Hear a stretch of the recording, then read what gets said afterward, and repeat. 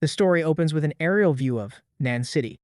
Today is a special day for the graduating high school seniors, as they gather for the class awakening ceremony held directly in front of the enormous dimensional rift known as the Demon Abyss. Inside a school bus, the atmosphere is filled with tension. Every student is discussing the same topic, wondering what class they will awaken. Amid the anxious chatter, Jiang suddenly opens his eyes. He looks frightened and completely confused, as though he has just escaped a terrible nightmare. Looking around at the bus and recognizing his classmates, he lets out a sigh of relief. He realizes he has truly returned to the past. Jiang immediately recognizes the exact moment. It is graduation day, the day his class is heading to the Abyss Station to awaken their classes. After doing the calculations, he realizes he has traveled back exactly 2.5 years before the destruction of Nan City. 12 years earlier, mysterious dimensional rifts had appeared all over the world, unleashing monsters that mercilessly slaughtered humanity. People fought back with firearms and even nuclear weapons, only to discover that none of them worked inside the magical zones surrounding the rifts. Fortunately, after 5 years of relentless warfare, humanity discovered that anyone who reached the age of 18 could awaken a class by coming into contact with the rift's energy. Those who awakened gained unique innate abilities, finally giving mankind a real chance to fight back against the monsters. Over time, humanity secured the entrances to the rifts, and society transformed into a system where a person's status depended entirely on the class they awakened. Every graduate must now undergo the awakening ceremony. Classes are divided into three main categories: combat, support, and creation. Combat classes are highly respected, while creation classes are considered the least valuable and are looked down upon by almost everyone. Jian remembers that in his previous life, he awakened a rank F creation class, the lowest possible rank. However, he possessed a hidden divine innate ability called Modify. By changing just a single word in the name of an item or skill, he could transform something worthless into an incredible treasure. Unfortunately, he revealed this secret in his previous life. As soon as the powerful factions learned about his ability, they summoned him and forced him to work exclusively for them. Without allowing him any rest, they made him convert ordinary junk into powerful divine artifacts for the benefit of the elite. Fearing his true potential, they placed him under constant surveillance and house arrest, preventing him from becoming stronger on his own. Everything came to an end when a level 96 dragon attacked the city. At that time, Jiang was only around level 70, and it appeared that someone had deliberately abandoned him to die. As death approached, he activated his divine ability one final time, changing the word resurrect into rebirth. That single modification allowed him to travel back in time while retaining all of his memories. A voice from the bus announces that they are approaching the Rift Station. The students prepare themselves to face the moment that will determine their futures. Jiang no longer cares who betrayed him in his previous life. This time, he intends to rely only on himself. As the bus passes through the infected zone and nears the terminal, Jiang silently vows never to reveal the true nature of his ability again. Keeping his power hidden is the only way to protect his friends, his family, and the entire city. With unwavering determination, he promises to grow stronger in secret until he possesses enough power to change everyone's fate. The students soon arrive at the headquarters of the Hunter Association, where the Awakening Plaza is located. Many students are terrified that they might awaken a useless rank F creation class. Despite their fears, everyone's attention remains fixed on Jiang. As the top student in both academics and martial arts, everyone expects him to awaken an extraordinary class. At that moment, Yang Hongwei, the class's eternal second-place student, walks over with his usual sarcastic remarks. He mocks Jiang, saying that even someone with exceptional magical affinity could still awaken a worthless class. The professor then calls Jiang to be the first participant, hoping that the school's star student will inspire confidence in everyone else. Jiang calmly walks up the stairs toward the center of the ceremony as every eye follows him. The ceremony's host loudly announces that it is now the turn of Nan High School's greatest genius. Standing on the central platform, Jiang remains completely calm, despite the overwhelming pressure. Unlike everyone else, who is anxiously waiting for the result, he already knows exactly what is about to happen. His classmates and even his professors silently pray that he won't awaken a creation class. Meanwhile, Yang Hongwei takes another opportunity to ridicule him, calling him a worthless nobody and hoping that he fails. Without showing the slightest emotion, Jiang places his hand on the crystal ball. Instantly, several glowing magic circles begin to form around him. A brilliant white light bursts from the crystal as the awakening reaches its final stage. The entire hall is illuminated while a powerful spiral of magical energy completely surrounds Jiang. Moments later, The giant display reveals his awakening result to everyone present. His class is Repairer. The screen confirms the details. Jiang possesses a perfect 100% magical affinity, yet his awakened class is a rank F creation class. In an instant, the school's greatest genius becomes the subject of everyone's ridicule. The professor is left speechless. He cannot believe that the most talented and hardworking student in the entire school has awakened such an ordinary creation class. However, not everyone is disappointed. Yang Hongwei bursts into laughter. He smugly declares that he always knew Jiang would end up as nothing more than a useless technician, regardless of his outstanding grades. You kept me behind for 3 years, Jiang, but look at you now. You awakened such a pathetic class. Yang shouts while mocking him in front of everyone. One of the instructors tries to comfort the crowd by pointing out that being a repairer isn't completely useless. At the very least, Jiang could open a repair shop and make a decent living fixing equipment for real warriors.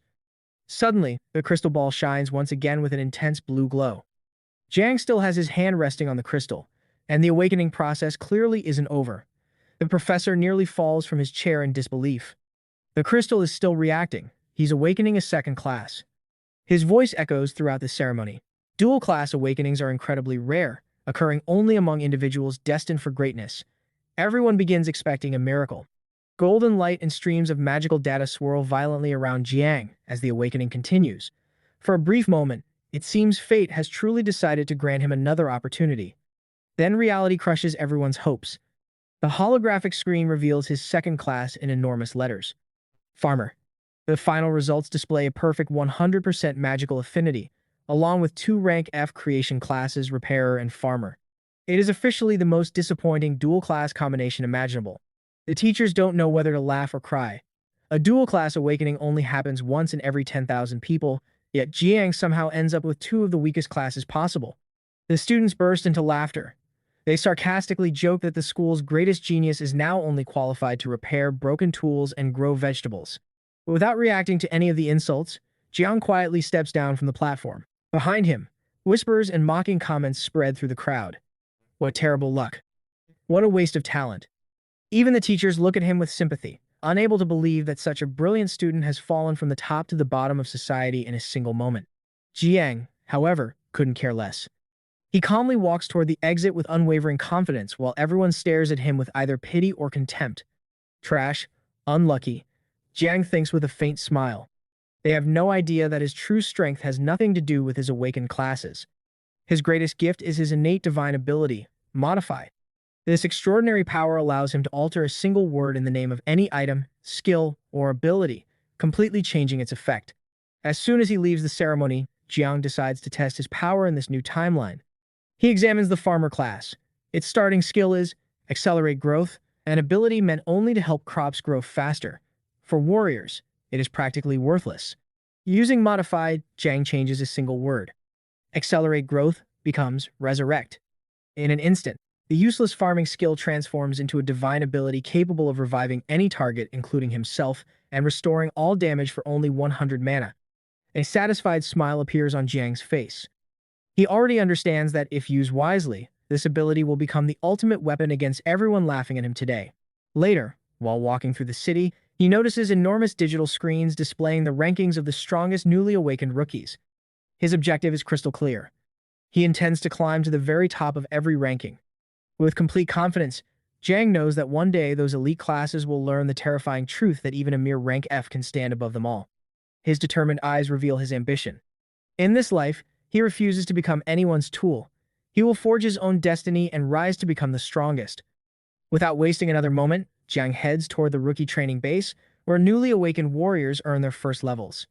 The facility is filled with weak abyss monsters raised in captivity, allowing beginners to gain combat experience without facing overwhelming danger. But Jiang isn't there simply to train. He plans to shatter the base's speed-clearing record. Doing so will earn him enough points to secure admission into the country's most prestigious university. He approaches the entrance with complete confidence. He isn't there just to level up, he has come to prove that ranks and labels mean absolutely nothing. The instructor on duty checks Jiang's file and freezes in disbelief. Jiang, the school's top student, awakened 2 rank F classes, he mutters, unable to understand how such a thing happened. The officer seriously asks whether Jiang truly intends to enter the dungeon alone. Even the weakest dungeon can be fatal for a rank F if they aren't careful. Another instructor places a reassuring hand on Jiang's shoulder and advises him to form a party with his classmates instead of risking his life for no reason. Jiang doesn't hesitate. I'm completely certain. Please issue me the standard rookie equipment. The instructors exchange helpless glances. They assume the young man is acting out of wounded pride and wants to prove something impossible. One of them hands Jiang a basic iron sword. To Jiang's surprise, he also gives him an additional piece of starter equipment. Here's your gear, the officer says with genuine concern. Just try not to die in there. Jiang immediately notices the difference in how the instructors treat him. In his previous life, they had only given him a basic iron sword. This time, however, out of pure sympathy, they also hand him a pair of leather boots. The equipment is nothing special. The level 1 iron sword grants 5 points of attack power, while the level 1 leather boots provide a small increase in movement speed. Although the gear is basic, it is more than enough for his current needs. So, they really do pity me, Jiang thinks with a faint smile. He understands that the extra boots were given because everyone believes he has no future, but he has no intention of refusing free equipment that will help him grow stronger faster. With the sword resting on his shoulder, Jiang walks toward the dungeon portal. If those rabbits corner you, just call for help. We'll come rescue you. One of the guards shouts from the entrance. Without turning around, Jiang simply raises a hand in appreciation. He has far more important things to focus on than listening to warnings. The massive steel doors slam shut behind him with a loud thud, leaving him completely alone inside the dark training dungeon. Now, away from everyone's ridicule and pity, the real challenge begins. Jiang immediately activates his innate ability, Modify. Green streams of digital energy fill the air as reality itself begins to distort. His first target is the ordinary level 1 iron sword. With a single modification, it evolves into a steel sword, greatly increasing both its attack power and armor penetration. Next, he upgrades his leather boots into wind boots, dramatically boosting his speed and agility. I could easily transform this into a sacred sword or even a legendary weapon, Jiang thinks while admiring the polished blade. However, he quickly dismisses the idea. Surveillance cameras are installed throughout the training grounds. If his equipment suddenly became too extraordinary, it would immediately attract unwanted attention. He has already experienced the consequences of exposing his talent too early. Memories of betrayal and exploitation from his previous life remind him to remain cautious. For now, these modest upgrades are more than enough. The dungeon is divided into 3 sections. The beginner zone is designed for practice, followed by the advanced zone for stronger challengers. Deep within lies the boss area, reserved for those attempting to set new records. Anyone hoping to achieve the fastest clear must venture into the dangerous advanced zone where countless glowing red eyes watch from the shadows. The final objective is simple in theory but difficult in practice: defeat the Great Charge Rabbit King, the monster that rules the entire area. Before reaching the boss, Jiang must first eliminate the ordinary Charge Rabbits. These level 1 monsters possess crystal-reinforced skulls and an extremely aggressive nature. Jiang calmly prepares for battle. His first goal is to reach level 5 as quickly as possible. Based on his calculations, he will need to kill roughly 100 rabbits to achieve it. The monsters waste no time. Letting out shrill cries, the charged rabbits rush toward him with terrifying speed, lowering their crystal-covered heads as they launch a full-scale charge. Within moments, an entire wave of red-eyed rabbits floods the path ahead, throwing themselves at the lone intruder. Jiang's objective is clear. Only after reaching the required level can he leave this area and challenge the next hunting ground, the dangerous wolf clone base. The battle erupts instantly. One rabbit leaps forward, attempting to ram him head-on, but Jiang has already predicted its movement. To him, this dungeon is nothing more than the perfect place to gain levels at incredible speed. Moving like a streak of lightning, he slips effortlessly through the charging monsters. Every swing of his sword is clean and precise, while every dodge is perfectly timed. No ordinary rookie could even dream of matching his combat skills. His confidence comes from knowing what awaits him at level 10. Upon reaching that milestone, he will unlock his true awakened innate ability, a god-grade power capable, in theory, of creating the ultimate magical beasts. His determination is absolute. Nothing will stop him from becoming the strongest warrior of this new timeline. As he continues cutting through the monsters, Jiang briefly wonders how his old rival, Yang Hongwei, is doing. By now, Yang's awakening ceremony should already be underway. Back at the school, Yang finally steps onto the awakening platform. He approaches the crystal ball with a mixture of nervousness and arrogance. More than anything else, he wants a class superior to Jiang's rank F. Even a rank B or rank C class would be enough to prove that he has finally surpassed his lifelong rival. Suddenly, the crystal ball erupts with violent waves of magical energy. The entire hall is illuminated as everyone stares at the giant screen in anticipation. A single word appears. Berserker. The room falls silent. Yang has awakened to rank a combat class with an impressive 69% magical affinity. For any student, it is an outstanding result. Haha, I finally won. Yang shouts excitedly, celebrating as though he already rules the world. The other students stand frozen in disbelief. After spending 3 years living in Jiang's shadow, Yang has finally surpassed him with a vastly superior class. From today onward, nobody is allowed to call me second place ever again, Yang declares proudly as he straightens his tie. A smug smile spreads across his face. He knows the balance of power has completely shifted. In Class 1, there is only one true number one now, he says while pointing his thumb downward in contempt. And that's me, Yang Hongwei. His supporters quickly gather around him, showering him with praise and congratulations. What can that worthless dual-class loser do now? Challenge you? One of them mocks, causing the group to burst into laughter. Yang enjoys every second of the attention before looking around the hall with a grin. I wonder where that dual-class failure ran off to hide his embarrassment.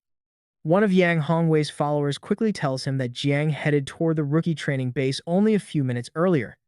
A malicious grin spreads across Yang's face as the group immediately decides to follow him. That loser must be struggling by now. Let's go lend him a helping hand, one of them says with obvious sarcasm. As they leave, the remaining students watch with sympathy for Jiang. Everyone knows Yang has no intention of helping him. He simply wants to humiliate Jiang once again while taking advantage of his newfound superiority. One student recalls how Jiang used to stay in the classroom long after everyone else had gone home, studying late into the night. Another remembers seeing him train relentlessly on the running track until he was completely exhausted, pushing himself beyond his physical limits every single day. Even during magical training sessions, Jiang would always set the pain simulation to its highest level without uttering a single cry of pain. His determination was truly unmatched. It's unbelievable that someone who worked harder than anyone else ended up awakening the weakest rank F class imaginable. The bespectacled student says sadly. At that moment, Wang Qingfeng, the student who had always ranked just behind Jiang, calmly speaks while enjoying a lollipop. His class won't determine how far he can go. His voice is calm but filled with absolute confidence. No one understands Jiang's relentless determination better than Wang Qingfeng. I know better than anyone how desperately that guy works to achieve his goals. Respect and anticipation are clearly visible in his eyes. As Wang reflects on the past, memories from their first-year final examinations come flooding back. He remembers seeing Jiang bruised, exhausted, and covered in injuries during a fierce battle. Despite being on the verge of collapse, Jiang refused to give up and continued fighting with unwavering resolve. It was that moment that earned Jiang Wang, Qingfeng's deepest respect. If Yang Hongwei is looking for trouble, then I'll go there too, Wang says while finishing his lollipop. As he walks confidently through the school corridors, only one thought crosses his mind. The rival I acknowledge can only be defeated by me. Anyone who wants to lay a hand on him will have to get past me first. Meanwhile, deep inside the training dungeon, Jiang finally stops to catch his breath. His current body is still far too weak to keep up with the brutal pace he has forced upon it. He sits atop a mountain of defeated rabbit corpses. Gathering and eliminating over 100 monsters at once is still pushing this body beyond its limits, he mutters. Only one obstacle remains. Suddenly, a massive figure emerges before him. The Level 5 Charge Rabbit King. The enormous beast possesses a crystal-covered forehead and radiates overwhelming hostility. Jiang quickly checks his status. He is currently level 4, with 94% experience. Unfortunately, the intense battle has left him with serious internal injuries, and the pain threatens to slow his reactions at the worst possible moment. The Rabbit King wastes no time. Lowering its head, it channels tremendous energy into the giant orange crystal embedded in its forehead. Then it charges. The monster transforms into a blur of fur and destructive force, tearing across the battlefield while shattering the ground beneath its feet. Jiang immediately activates the power of his modified wind boots. Green streams of data surround his feet as his movement speed increases dramatically. He knows that taking the attack head-on would mean certain death. Fortunately, he already has the perfect strategy. The Rabbit King unleashes its special skill, Fire Headbutt. But Jiang has been waiting for exactly this moment. With a snap of his fingers, he activates Modify. The alteration is incredibly simple. He changes the word headbutt into detonation. Instead of striking him, the Rabbit King's own skill turns against itself. The crystal on its forehead shines brighter and brighter until, boom! A deafening explosion shakes the entire dungeon, filling the battlefield with smoke and flying debris. Moments later, Jiang calmly walks out of the smoke wearing a satisfied smile. That tiny modification was enough to defeat the boss instantly and push him to level 5. Outside the dungeon, a notification suddenly appears on the giant display screen. Everyone freezes. Jiang has just shattered the dungeon-clearing world record. The students stare at the screen in complete disbelief. Not only did he break the record, but he cut the previous best time by more than half, something considered impossible for someone with 2 rank F classes. Yang Hongwei clenches his fists in fury. This is impossible. He must have cheated, he shouts angrily. The shocking news spreads throughout the entire facility as people gather around the display, unable to understand how someone with supposedly worthless classes accomplished such an incredible feat. Yang folds his arms with a dark expression. He is determined to expose what he believes is a massive fraud. Meanwhile, in a quiet corner of the dungeon, Jiang sits peacefully, while a soft green aura surrounds his body. His modified, Resurrect, ability slowly heals all of his injuries. However, he knows the real challenge is still waiting. He remembers the Cyclone Wolf King all too well. In his previous life, that monster caused him endless trouble. Rising to his feet, Jiang tightens his grip on his sword. It's time to settle the score. With calm, steady steps, he walks deeper into the dungeon as though he were taking an ordinary stroll, completely unfazed by the deadly danger ahead. Soon, he arrives at the entrance to the Cyclone Wolf territory, a place many rookies call the Rookie Slaughterhouse. The wolves inhabiting this area range from level 6 to level 9, while their king has already reached level 10. For beginners, entering this zone is practically a death sentence. Stories of students being torn apart by these wolves are no exaggeration. Their strength is truly terrifying. Even so, the rewards are worth the risk. The experience gained here is so enormous that a skilled fighter could reach level 10 in a single run. Jiang focuses on his next objective. Reaching level 10 is where everything truly begins, as new innate abilities become available. For an ordinary student, achieving that milestone normally takes around 10 days, but Jiang doesn't have the luxury of waiting that long. Hidden among the rocky terrain, packs of wolves patiently stalk their next victim. More importantly, reaching level 10 will grant him an official permit to train alone in the open wilderness, a requirement that is essential for everything he plans to accomplish. As he approaches the entrance to the next training area, an instructor suddenly blocks his path. The man stares at Jiang in disbelief. He cannot understand why a single rookie would attempt to enter a zone that normally requires a full team of 6 people. Trying to discourage him, the instructor tells the story of a rank A genius who became permanently crippled after recklessly challenging this very dungeon alone. Looking at Jiang with complete disdain, he says that a mere rank F entering this place is no different from committing suicide. Jiang remains completely calm. "Thank you for the warning, but I've already made my decision," he replies politely. The instructor snorts in frustration before stepping aside. If that kid wants to throw his life away, that's his problem. Jiang pays no attention to the judgmental stares around him. Ignoring every skeptical voice, he walks straight into the dungeon. The moment he enters, several wolves emerge from the darkness with bared fangs, ready to tear him apart. Without hesitation, Jiang charges directly toward the pack. His sword flashes as he draws it. "It's been a while," he murmurs while preparing to test his skills once again. Watching from an observation platform, the instructor shakes his head. He believes he's witnessing nothing more than a reckless fool charging towards certain death. What an idiot! He actually thinks he's a genius, he scoffs. But the next moment completely shatters his expectations. Jiang effortlessly cuts through the wolves one after another. Every swing of his sword is clean, precise, and efficient. The experience points continue rising at an astonishing pace. The instructor's expression slowly changes. Cold sweat begins forming on his forehead. He can't understand how a rookie is calmly defeating wolves without using a single special skill. For the first time, a terrifying thought crosses his mind. What if this kid is actually a hidden genius? Time passes. Soon, the battlefield is covered with countless wolf corpses. Jiang sits silently atop the pile, his clothes stained with blood. The instructor is completely speechless. Now he is convinced that Jiang is a true monster.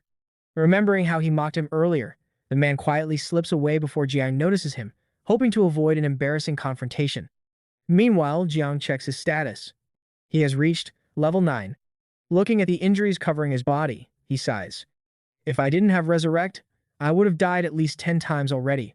The description of his modified skill is unbelievably overpowered. Although it costs 100 mana, Resurrect completely restores his body even if he has already died.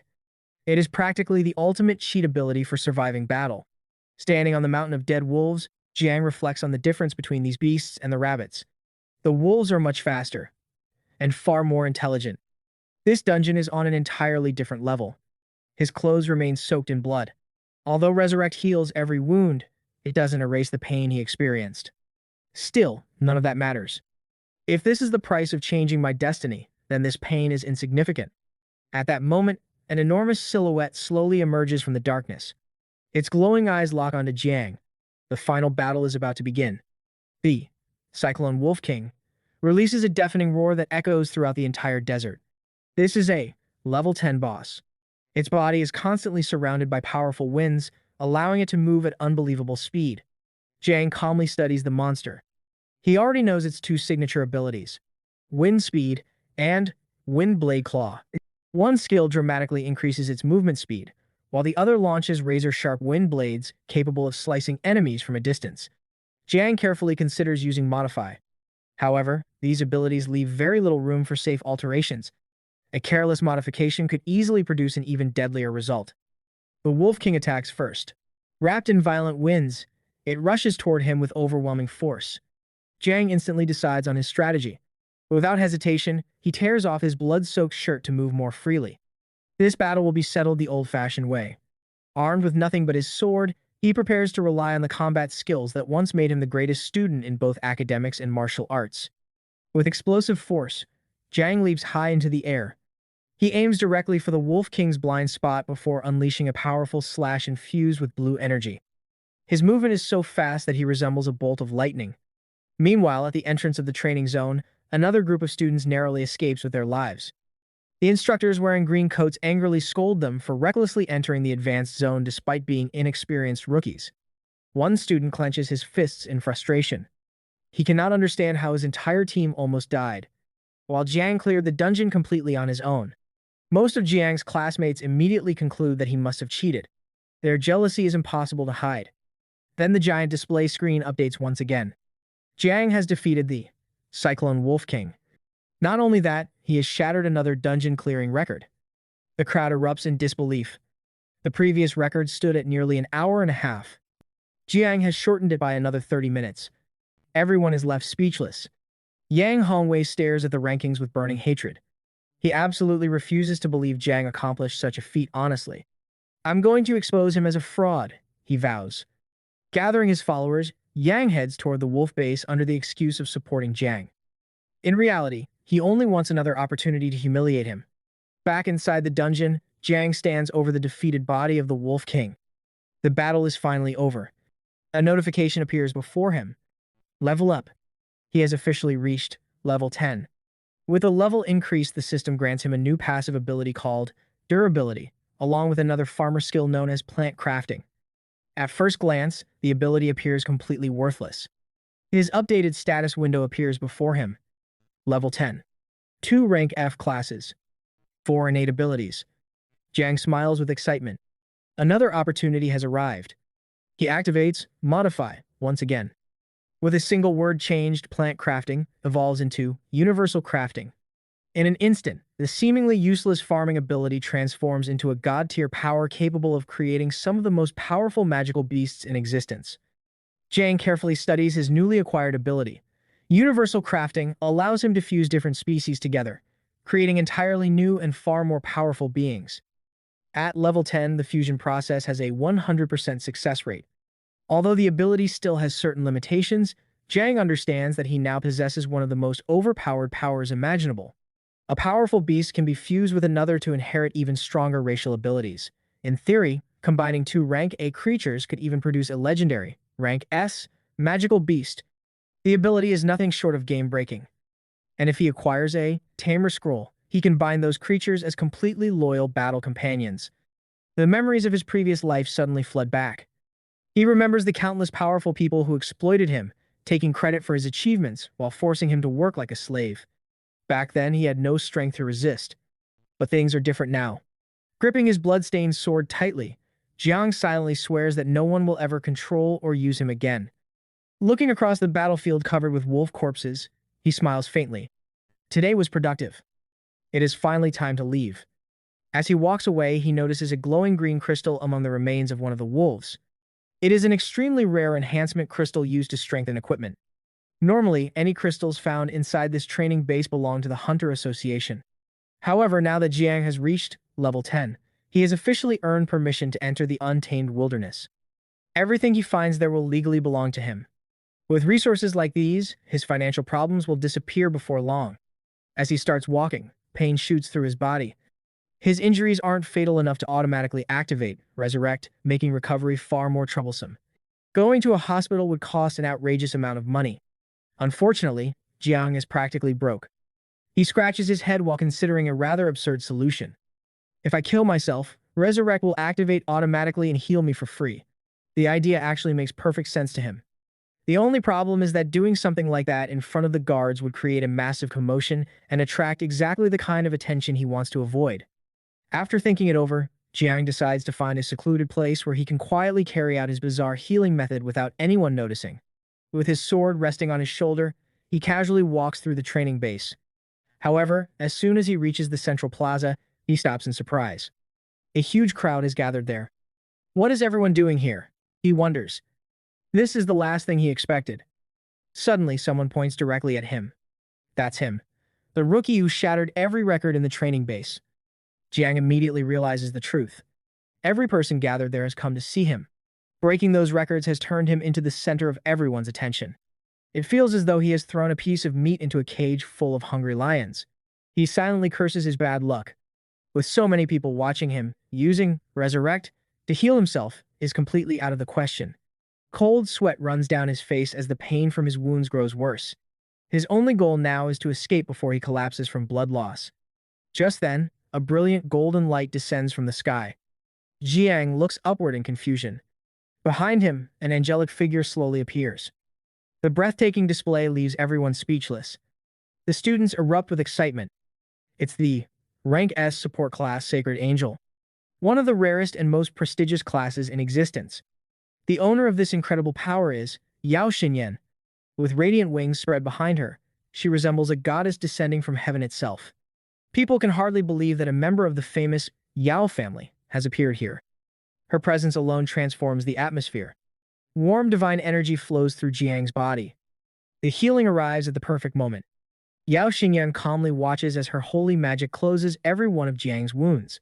Feeling the pain disappear, Jiang sincerely thanks her. My injuries are almost completely healed now. Thank you.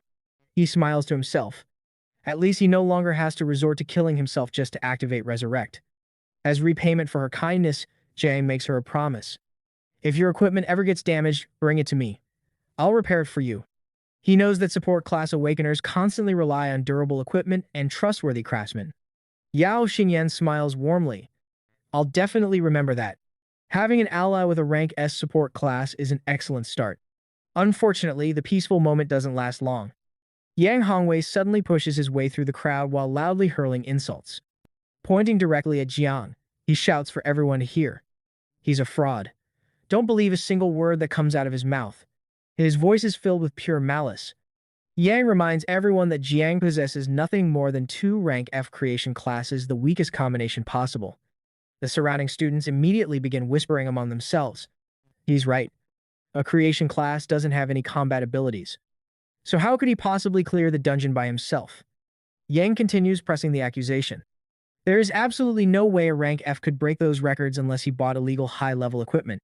He insists that Jiang must have relied on underhanded methods because he was never capable of surpassing him fairly during their 3 years of high school. Throughout the entire confrontation, Jiang remains perfectly calm. He quietly listens while Yang repeatedly points an accusing finger at him in front of the entire crowd. Then Yang reveals his most vicious accusation yet. He claims that Jiang isn't actually poor at all. Instead, according to Yang, Jiang has been deceiving the school to illegally receive financial aid and student subsidies. Yang Hongwei's accusation is extremely serious. The crowd, eager for excitement, quickly begins believing his story, labeling Jiang as nothing more than a dishonest fraud. Everything is unfolding exactly as Yang planned.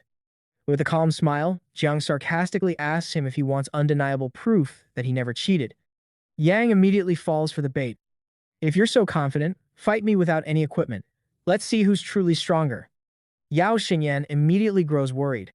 She urges Jiang not to accept, telling him that he has absolutely nothing to prove to someone like Yang. Jiang simply smiles. Thank you for worrying about me. However, he has already made up his mind. He refuses to let Yang continue spreading lies in front of everyone. Calmly drawing his sword, Jiang accepts the challenge with an icy expression that sends chills through the crowd. The entire plaza falls silent. He knows this confrontation has to end now. If he allows Yang to continue, it will only create bigger problems in the future. No one will stand in the way of his journey to the top. Yang bursts into laughter. As the owner of a rank A Berserker class, he believes victory is guaranteed before the fight even begins. He activates his Berserker ability, and violent crimson energy erupts around his body. His muscles swell with power as he sacrifices part of his vitality in exchange for overwhelming strength, speed, and defense. He has become a living war machine. Jiang observes him without the slightest concern. You look impressive, he says calmly, but let's see how long you can keep that up. The duel begins. Jiang isn't intimidated by Yang's terrifying aura. He knows Yang is relying entirely on the prestige of his rank A class. To Jiang, rank alone means nothing. He quietly assumes a fighting stance. No weapons. No tricks. Just pure martial skill against blind arrogance. He intends to teach Yang and everyone watching that true strength isn't determined by class rank. The signal to begin is given. Yang erupts forward like a raging beast, his berserker aura blazing violently around him. Yao Xinyan watches nervously. To her, the matchup seems completely one-sided. A rank A combat class facing a mere rank F creation class should end in an instant. Before the fight officially starts, Jiang calmly returns every piece of borrowed equipment. Now he stands barefoot and completely unarmed. He is about to fight a berserker with nothing but his own body. Yang charges while roaring. This is the end for you, Jiang. His fist, wrapped in crimson energy, crashes forward with tremendous force.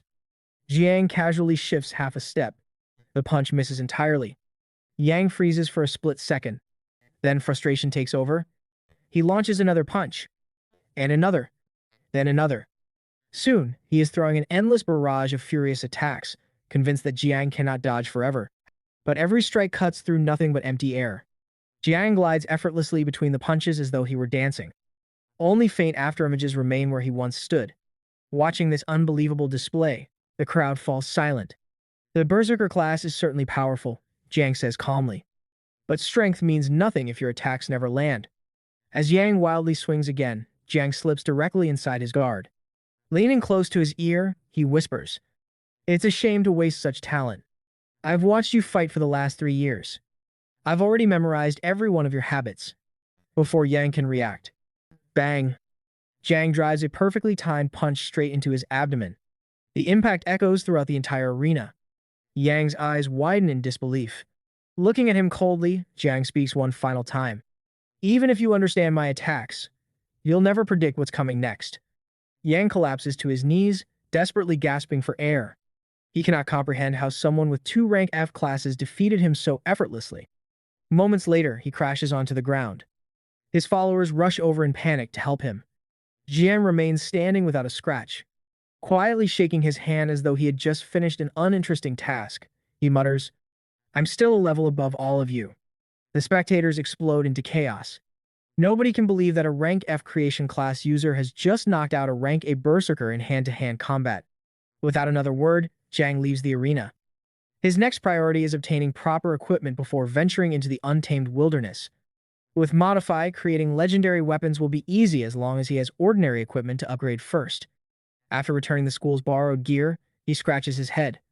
Now he needs to buy equipment with his own money. Checking his pockets, he lets out a helpless sigh. He barely has enough money. Even the cheap stalls on the roadside seem far beyond his budget. Suddenly, someone throws a punch toward the back of his head. Without even looking behind him, Jiang smiles. He casually catches the incoming fist with one hand.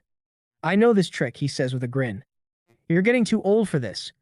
Turning around, he finds Wang Qingfeng standing there with his usual relaxed expression. The purple-haired young man smiles. As expected, you're still number 1 in both academics and martial arts. To break the awkward atmosphere, Wang tosses Jiang a can of soda. The two quietly open their drinks and begin chatting. Wang admits he watched the entire fight. If you'd actually lost, he says with a grin, I would have stepped in and beaten that idiot myself. For Wang Qingfeng, Jiang is the only rival worthy of his respect. Someone like Yang Hongwei doesn't even deserve to be acknowledged. He also points out something few people noticed. You weren't even fighting seriously. The conversation reminds both of them of their first year of high school. Back then, they fought each other in front of the entire school inside the training ring. After an intense battle, Wang Qingfeng admitted defeat by raising his hand in surrender. Ever since that day, he has accepted Jiang as the superior fighter, although the rivalry between them has never faded. Jiang smiles before asking, "So, did you give up the first place scholarship because your family is rich and you didn't need the money?" Wang bursts into laughter. "Not even close. I was just terrified of those ruthless eyes you get whenever you're serious." Jiang smirks. "So, are you planning to surrender again?" When the conversation turns to this year's national tournament, Wang Qingfeng's expression becomes serious. "This time, things will be different," he says confidently. "When we meet again, I'll hit you so hard you'll be searching the floor for your teeth." Jiang grins back, accepting the challenge without hesitation. The two rivals exchange determined smiles. Wang is fully committed to giving everything he has in their next battle. They raise their soda cans and clink them together in the middle of the street, sealing their promise to face each other again in the future. Before leaving, Wang reaches into his pocket and tosses Jiang a card. It contains 2,000 credits. "Use this to buy me the Cyclone Wolf Expedition Guide," he says while waving his drink. "Don't forget to send it." Jiang catches the card and nods. All right. The two part ways, each continuing down a different path. As Jiang walks away, he silently feels grateful for his friend's help. "I'll repay this kindness tenfold someday," he promises himself. Checking his phone, he smiles after seeing his updated balance. Now that he finally has some spending money, he decides it's time to search the street markets for hidden treasures. He strolls through the city with a relaxed expression, wondering what kind of valuable finds await him. Eventually, he turns into a narrow alley packed with pipes, cables, and small makeshift shops. This is the city's black market district, where cheap goods and illegal merchandise are sold side by side. According to his memories from his previous life, this is the dirtiest, but also the cheapest market in the city. For someone with limited funds, it's the perfect place to shop. Most of the equipment sold here is nothing but junk. However, Jiang knows that with his knowledge and experience, hidden treasures can still be found among the trash. He stops in front of a second-hand weapons stall. The owner, wearing dark sunglasses, lounges casually beside several swords embedded in stone displays. A sign hanging above the shop reads, "Buying and selling used equipment." Jiang examines one of the displayed weapons. The demonic meteor blade. Its attack power is impressive, but its durability has dropped to only 72%. The merchant refuses to negotiate. 18,000 credits. Not one less. He proudly claims that if the sword were in perfect condition, it would easily sell for 25,000 credits. Jiang immediately realizes the man is trying to overcharge buyers. Ignoring the expensive blade, he points toward a much simpler weapon. "How much for that one?" The system identifies it as a blue steel sword. It is a level 10 weapon with respectable attack power, although its durability has also suffered some wear. Jiang suddenly makes an unexpected proposal. "If I restore the demonic meteor blade to perfect condition, you'll give me the blue steel sword for free." The merchant lowers his sunglasses in disbelief. He can't believe a young student would dare claim he can repair such a weapon. Without waiting for permission, John activates his repair ability. A blue glow surrounds his hand as the system confirms the repair process has begun. As magical energy flows through the blade, Jiang smiles to himself. His true target was never the expensive sword. It was always the ordinary blue steel sword. Thanks to Modify, even a mediocre weapon like that can eventually become something legendary. The merchant scoffs. "What rank are you?" He reminds Jiang that repairing durability is an extremely delicate process requiring years of experience. Jiang answers honestly, "I'm a rank F repairer. One of the weakest creation classes." The merchant blinks in surprise. He reveals that he is also a creation class awakener. However, unlike Jiang, he is a rank D blacksmith, which should make him far more skilled. Holding the damaged blade, he warns, "Even I can't guarantee a full repair without risking further damage." He continues explaining, "If a weapon's durability reaches 0, it's permanently destroyed. This isn't child's play." According to him, a true repair expert must perceive the weapon's internal structure before reconstructing the magical flow inside it. Finally, he offers Jiang a wager. "If you fail, the sword's durability will drop even lower, and you'll owe me 18,000 credits." Jiang doesn't even react. The bet doesn't concern him in the slightest. Watching from nearby, Yao Xinyan wears an anxious expression. She knows the merchant isn't exaggerating. Even the rank B craftsmen employed by her family's guild struggle to restore damaged equipment. Jiang calmly takes the sword. Watch carefully. As blue energy flows through his fingertips, memories of his previous life return. Back then, he wasn't repairing ordinary equipment. He was entrusted with maintaining legendary artifacts used by the world's strongest experts. Compared to those treasures, fixing a low-level weapon is effortless. His eyes begin glowing with brilliant blue light. Unlike other rank F repairers who quickly gave up on improving themselves, Jiang devoted his entire previous life to mastering this craft. Magical energy flows smoothly through the sword's internal pathways. Every damaged connection is restored with flawless precision. To Jiang, repairing beginner equipment is no more difficult than taking an item out of his backpack. He barely consumes any mana at all. Several nearby customers stop walking and stare in amazement. They have never seen a young student display craftsmanship that surpasses veteran blacksmiths. Yao Xinyan is equally stunned. Earlier, she believed Jiang had simply been polite when he offered to repair her equipment. Now she realizes his confidence was completely justified. Without saying a word, Jiang hands the sword back to the merchant. The system displays the final result. Durability, 100%. Perfectly restored. The merchant slowly removes his sunglasses. His earlier arrogance disappears completely. Filled with admiration and a little embarrassment, he admits he misjudged Jiang. Brother, your talent is unbelievable. Keeping his promise, he gladly hands over the blue steel sword.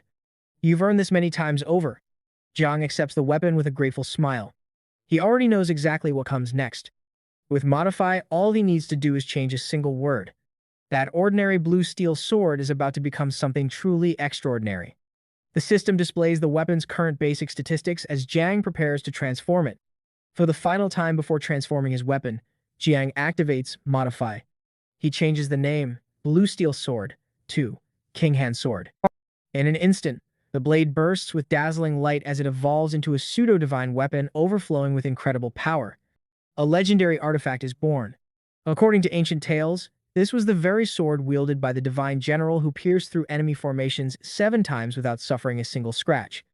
Jiang smiles in satisfaction. With such a weapon in his possession, he no longer needs to spend the 2,000 credits Wang Qingfeng gave him. He can save that money for his university tuition instead, which certainly won't be cheap. As he walks home, his thoughts drift to his family. The pain of losing their parents still lingers. His younger sister quietly kneels before their memorial altar, praying with tears in her eyes. Ever since their parents passed away, she has never truly recovered. Jiang watches her sadly. He knows she has enormous potential, but right now she is still a timid and withdrawn girl. Taking a deep breath, he silently vows to earn enough money to secure her future before leaving for university. Just then, a familiar voice interrupts his thoughts. Jiang, would you be willing to help me level up? Turning around, he sees Yao Xinyan. She offers him 50,000 credits if he can help her reach level 10. Although she possesses the powerful rank S, Sacred Angel, class, she has only reached level 3. Jiang answers without hesitation. Of course. Yao Xinyan lets out a relieved sigh. Thank you. Meanwhile, Jiang is celebrating internally. Money seems to be finding him without any effort. As they pass by the black market stall, Yao Xinyan notices the demonic meteor blade that Jiang repaired earlier. I'll take that sword, she says decisively. Since its durability has been fully restored, the merchant has raised the price to 25,000 credits. Are you certain? He asks. Without saying a word, Yao Xinyan opens a storage ring and takes out a case filled with money. The merchant freezes. Storage rings are treasures that only the wealthiest families can afford.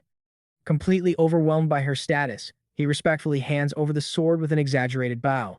Watching from nearby, Jiang finally understands why she offered him 50,000 credits so casually.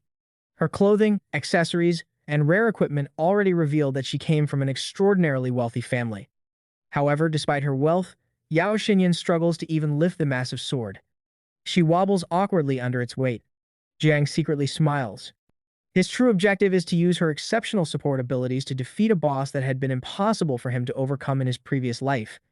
Suddenly, Yao Xinyan surprises him. She extends the demonic meteor blade toward him. Jiang, please accept this as a gift. Don't refuse. For a brief moment, Jiang is left speechless. He never expected her to buy the weapon for him. She's surprisingly considerate, he thinks. Finally, he accepts it with a grateful smile. Then I'll gladly accept it. Thank you very much. Yao Xingyan smiles happily after seeing that he appreciated her gift. As she watches him walk ahead carrying the sword over his shoulder, one thought crosses her mind. Even with rank F classes, his potential has no limits. Helping him now may become one of the best decisions she has ever made. Jiang adjusts the sword comfortably across his shoulder before speaking. Without wasting any more time, let's head to the rookie training base. Yao Xinyan follows behind him with excitement. Soon, they arrive at the enormous building marked Rookie Training Base. The moment they enter, Jiang rushes into battle like a bolt of lightning. Monsters fall one after another as Yao Xinyan rapidly gains experience. Before long, she reaches level 5. With one final acrobatic strike, Jiang defeats the last monster. A notification appears. They have broken the completion records for both the Charge Rabbit base and the Cyclone Wolf base. Across the city, giant public screens immediately display the achievement. Jiang and Yao Xinyan have cleared the Cyclone Wolf hard mode in record time. People throughout the city begin discussing the unbelievable accomplishment.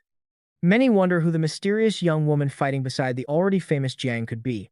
Some recognize the surname, Yao, and quickly connect her to the prestigious Yao family. That realization causes another wave of excitement.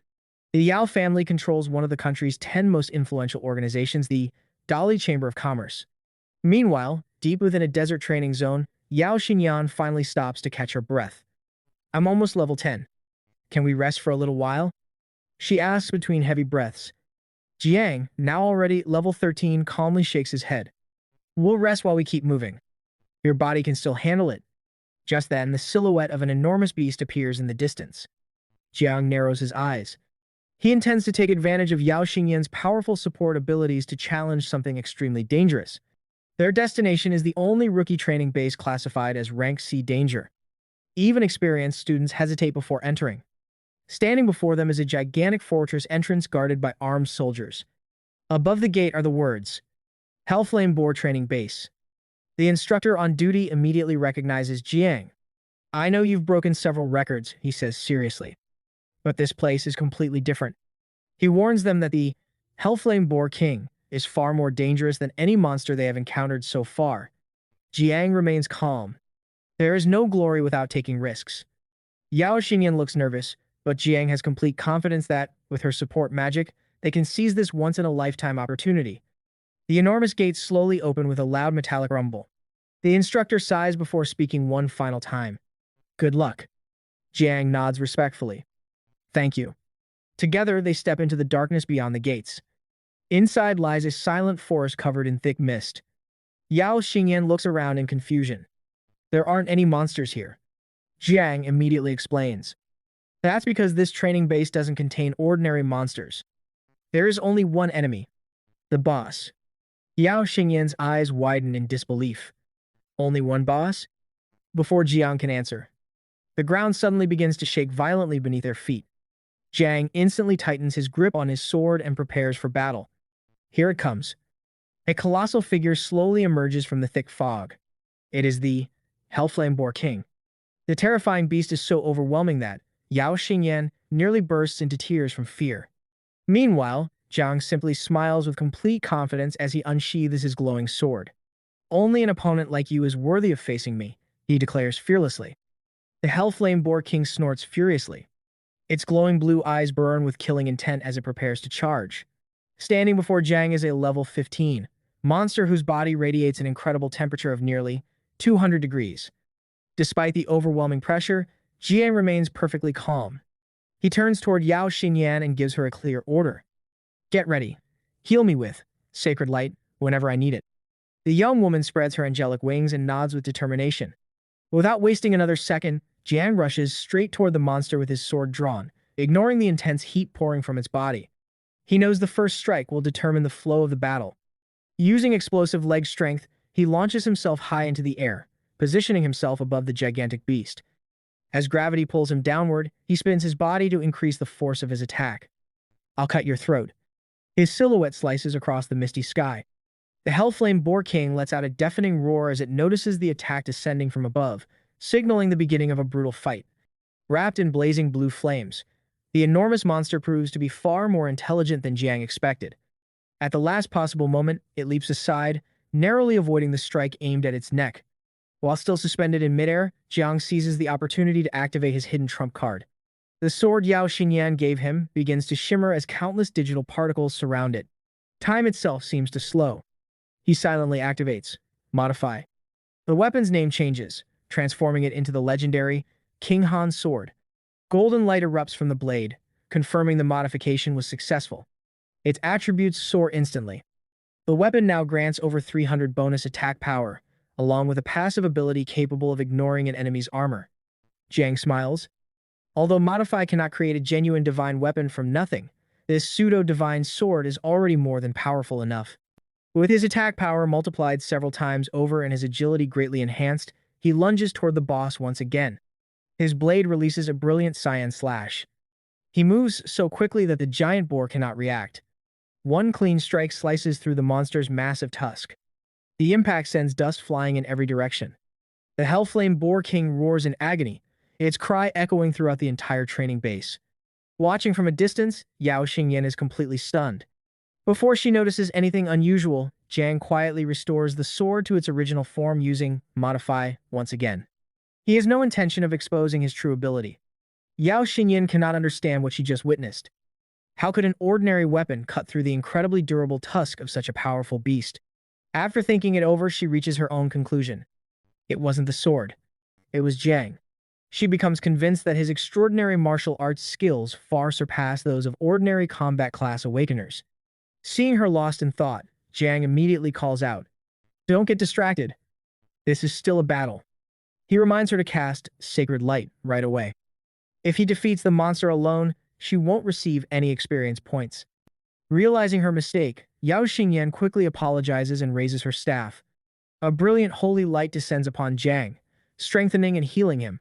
Empowered by her support magic, Jiang prepares to end the fight. The Hellflame Boar King's blue flames burn even brighter. Instead of retreating, Jiang calmly studies his opponent. A new idea suddenly appears in his mind.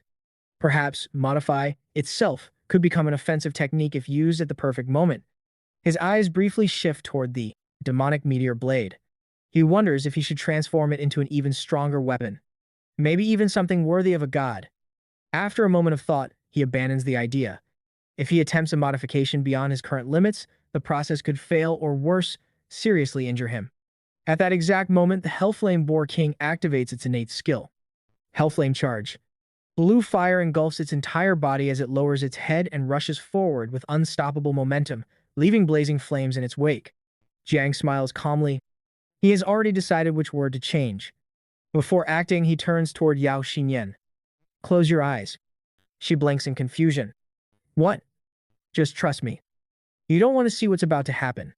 His serious expression convinces her that the coming scene will be extremely gruesome. Without another question, she tightly closes her eyes. The instant she does, Jiang stretches out his hand toward the charging monster. Modify. He alters the name of the enemy's skill. The word charge instantly becomes buffer. The modification succeeds. The effect is immediate. Instead of charging forward with explosive speed, the Hellflame Boar King suddenly slams on the brakes and begins moving at an unbelievably slow pace, completely destroying the momentum of its ultimate attack. With the monster no longer posing any threat, Jiang seizes the opportunity and transforms his weapon back into the King Han sword. "It's over," he says calmly. In the next instant, he unleashes a flawless slash that tears through the air in a brilliant flash of light. The strike is clean, precise, and decisive. The Hellflame Boar King collapses instantly. The system announces that the boss of the training base has been defeated. A massive amount of experience pours into Jiang, pushing him straight to level 15. His growth is progressing at an unbelievable pace. Yao Xingyan also receives her share of the experience and jumps 3 levels, reaching level 12. Still keeping her eyes shut, she asks timidly, Is it over?" Jiang calmly sheathes his sword. He is relieved that he asked her to close her eyes.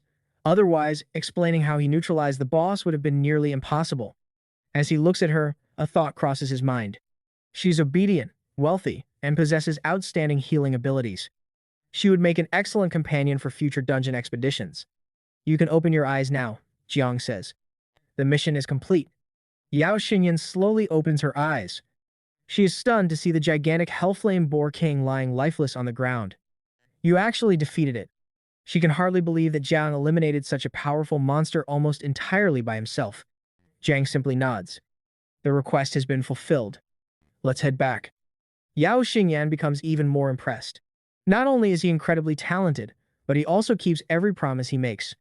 Just as Jiang is about to leave, she stops him. Wait a moment. He turns around curiously. She hands him a small black case. This is your payment, and a little extra from me. When Jiang opens the case, his eyes widen. Inside is a storage ring. He immediately recognizes how valuable it is. These rings are crafted using spatial magic crystals and can store countless items despite their tiny size. Even the smallest storage ring is worth hundreds of thousands of credits. Jiang hesitates. I can't accept something this expensive. But Yao Xinyan gently shakes her head. You deserve it. You helped me gain 2 extra levels. You need this more than I do. After thinking it over, Jiang finally accepts. Since he plans to explore the wild zones soon, a storage ring will be incredibly useful. He accepts it with sincere gratitude. Thank you. I promise I'll repay this kindness someday. As long as it doesn't conflict with my principles, I'll help you whenever you need me. Yao Xinyan smiles brightly and gladly accepts his promise. Together they leave the dungeon. The day's training has been a complete success. Back in the city, the rookie rankings are updated. Jiang's name shines at the very top, level 15. Still, Jiang knows this advantage won't last forever. Many students possess elite combat classes that will allow them to catch up quickly. Among the strongest are Stale Yuang, a rank S sword saint, famous for his unmatched swordsmanship, San Han, a fighter blessed with overwhelming physical strength, and Luan, a rank S Gale assassin, renowned for incredible speed and deadly stealth techniques. Jiang remembers every one of them from his previous life. Sooner or later, they will all become his rivals. Instead of feeling pressured, he smiles with excitement. He looks forward to facing every one of them. Suddenly, the image of a certain girl flashes through his mind. Pushing the thought aside, he mutters to himself. First, I need to go home. He remembers the painful past. After being taken away by powerful organizations in his previous life, he was separated from his family forever. His younger sister had been left to face everything alone. After saying goodbye to Yao Xinyan, who asks him to join her in another dungeon someday, Jiang begins walking through the slums. The familiar streets awaken countless memories. He was never able to return here in his previous life. As he walks, he thinks about his little sister, Jiang Yao. He knows that in the future she will awaken an exceptionally powerful combat class. Reaching their small apartment, Jiang quietly opens the door. Inside, Jiang Yao is already waiting. The 15-year-old girl greets him softly. Dinner is ready. The atmosphere between them is heavy with silence. They sit together at the small dining table.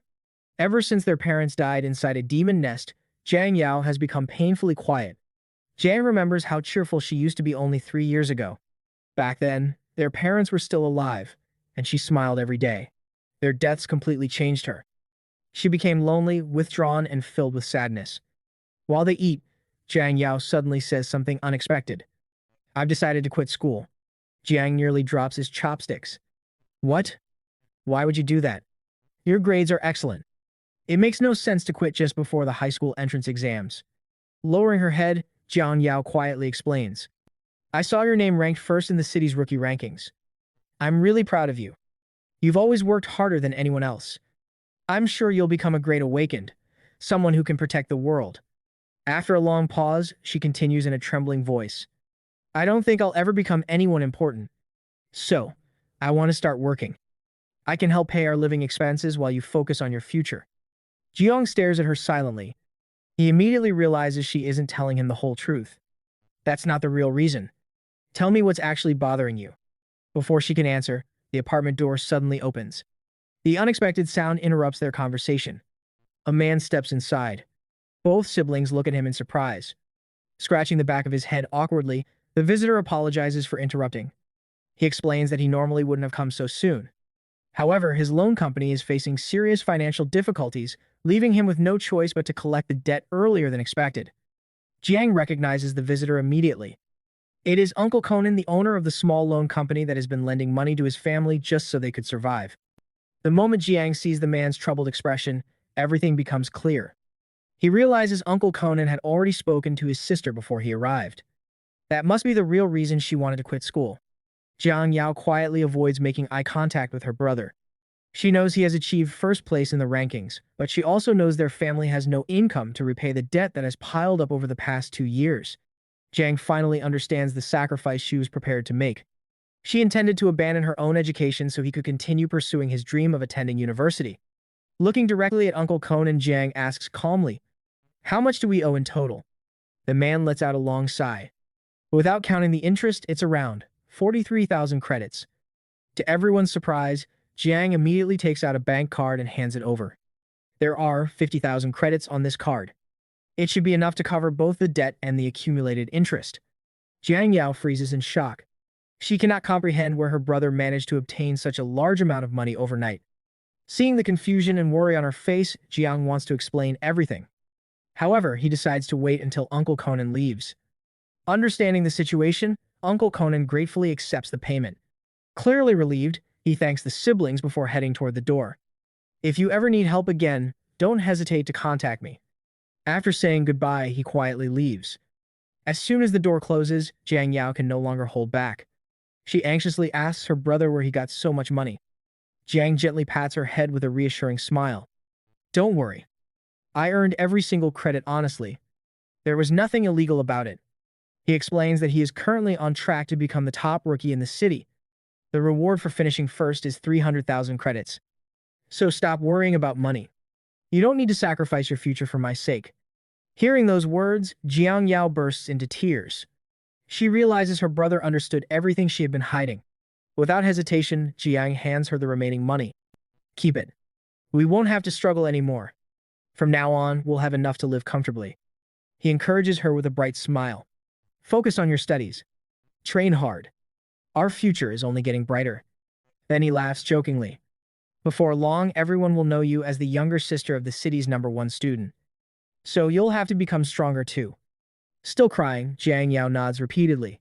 Deeply moved by her brother's kindness and newfound confidence, she throws herself into his arms. "I promise. I'll never do anything that brings shame to the Jiang family." As Jiang hugs his little sister, he begins planning his next objective. He needs a place where he can earn money while continuing to level up as quickly as possible. After carefully thinking it through, one destination comes to mind: Poisonous Dragon Valley. It is one of the most dangerous demon dens near Nan City, but it also contains an enormous concentration of monsters, making it the perfect place for rapid growth. Legends claim that mysterious dragon-like magical beasts live deep within the valley. If Jiang can obtain a dragon egg, his universal crafting ability will finally reveal its true potential. In addition, the valley contains valuable magic crystals that can be sold for a fortune. Having made up his mind, Jiang decides to leave at dawn. Following morning, a bus arrives at the Nan City Demon Den station. Passengers carefully step off one by one. Jiang surveys the large crowd of adventurers and students preparing to enter the dangerous region.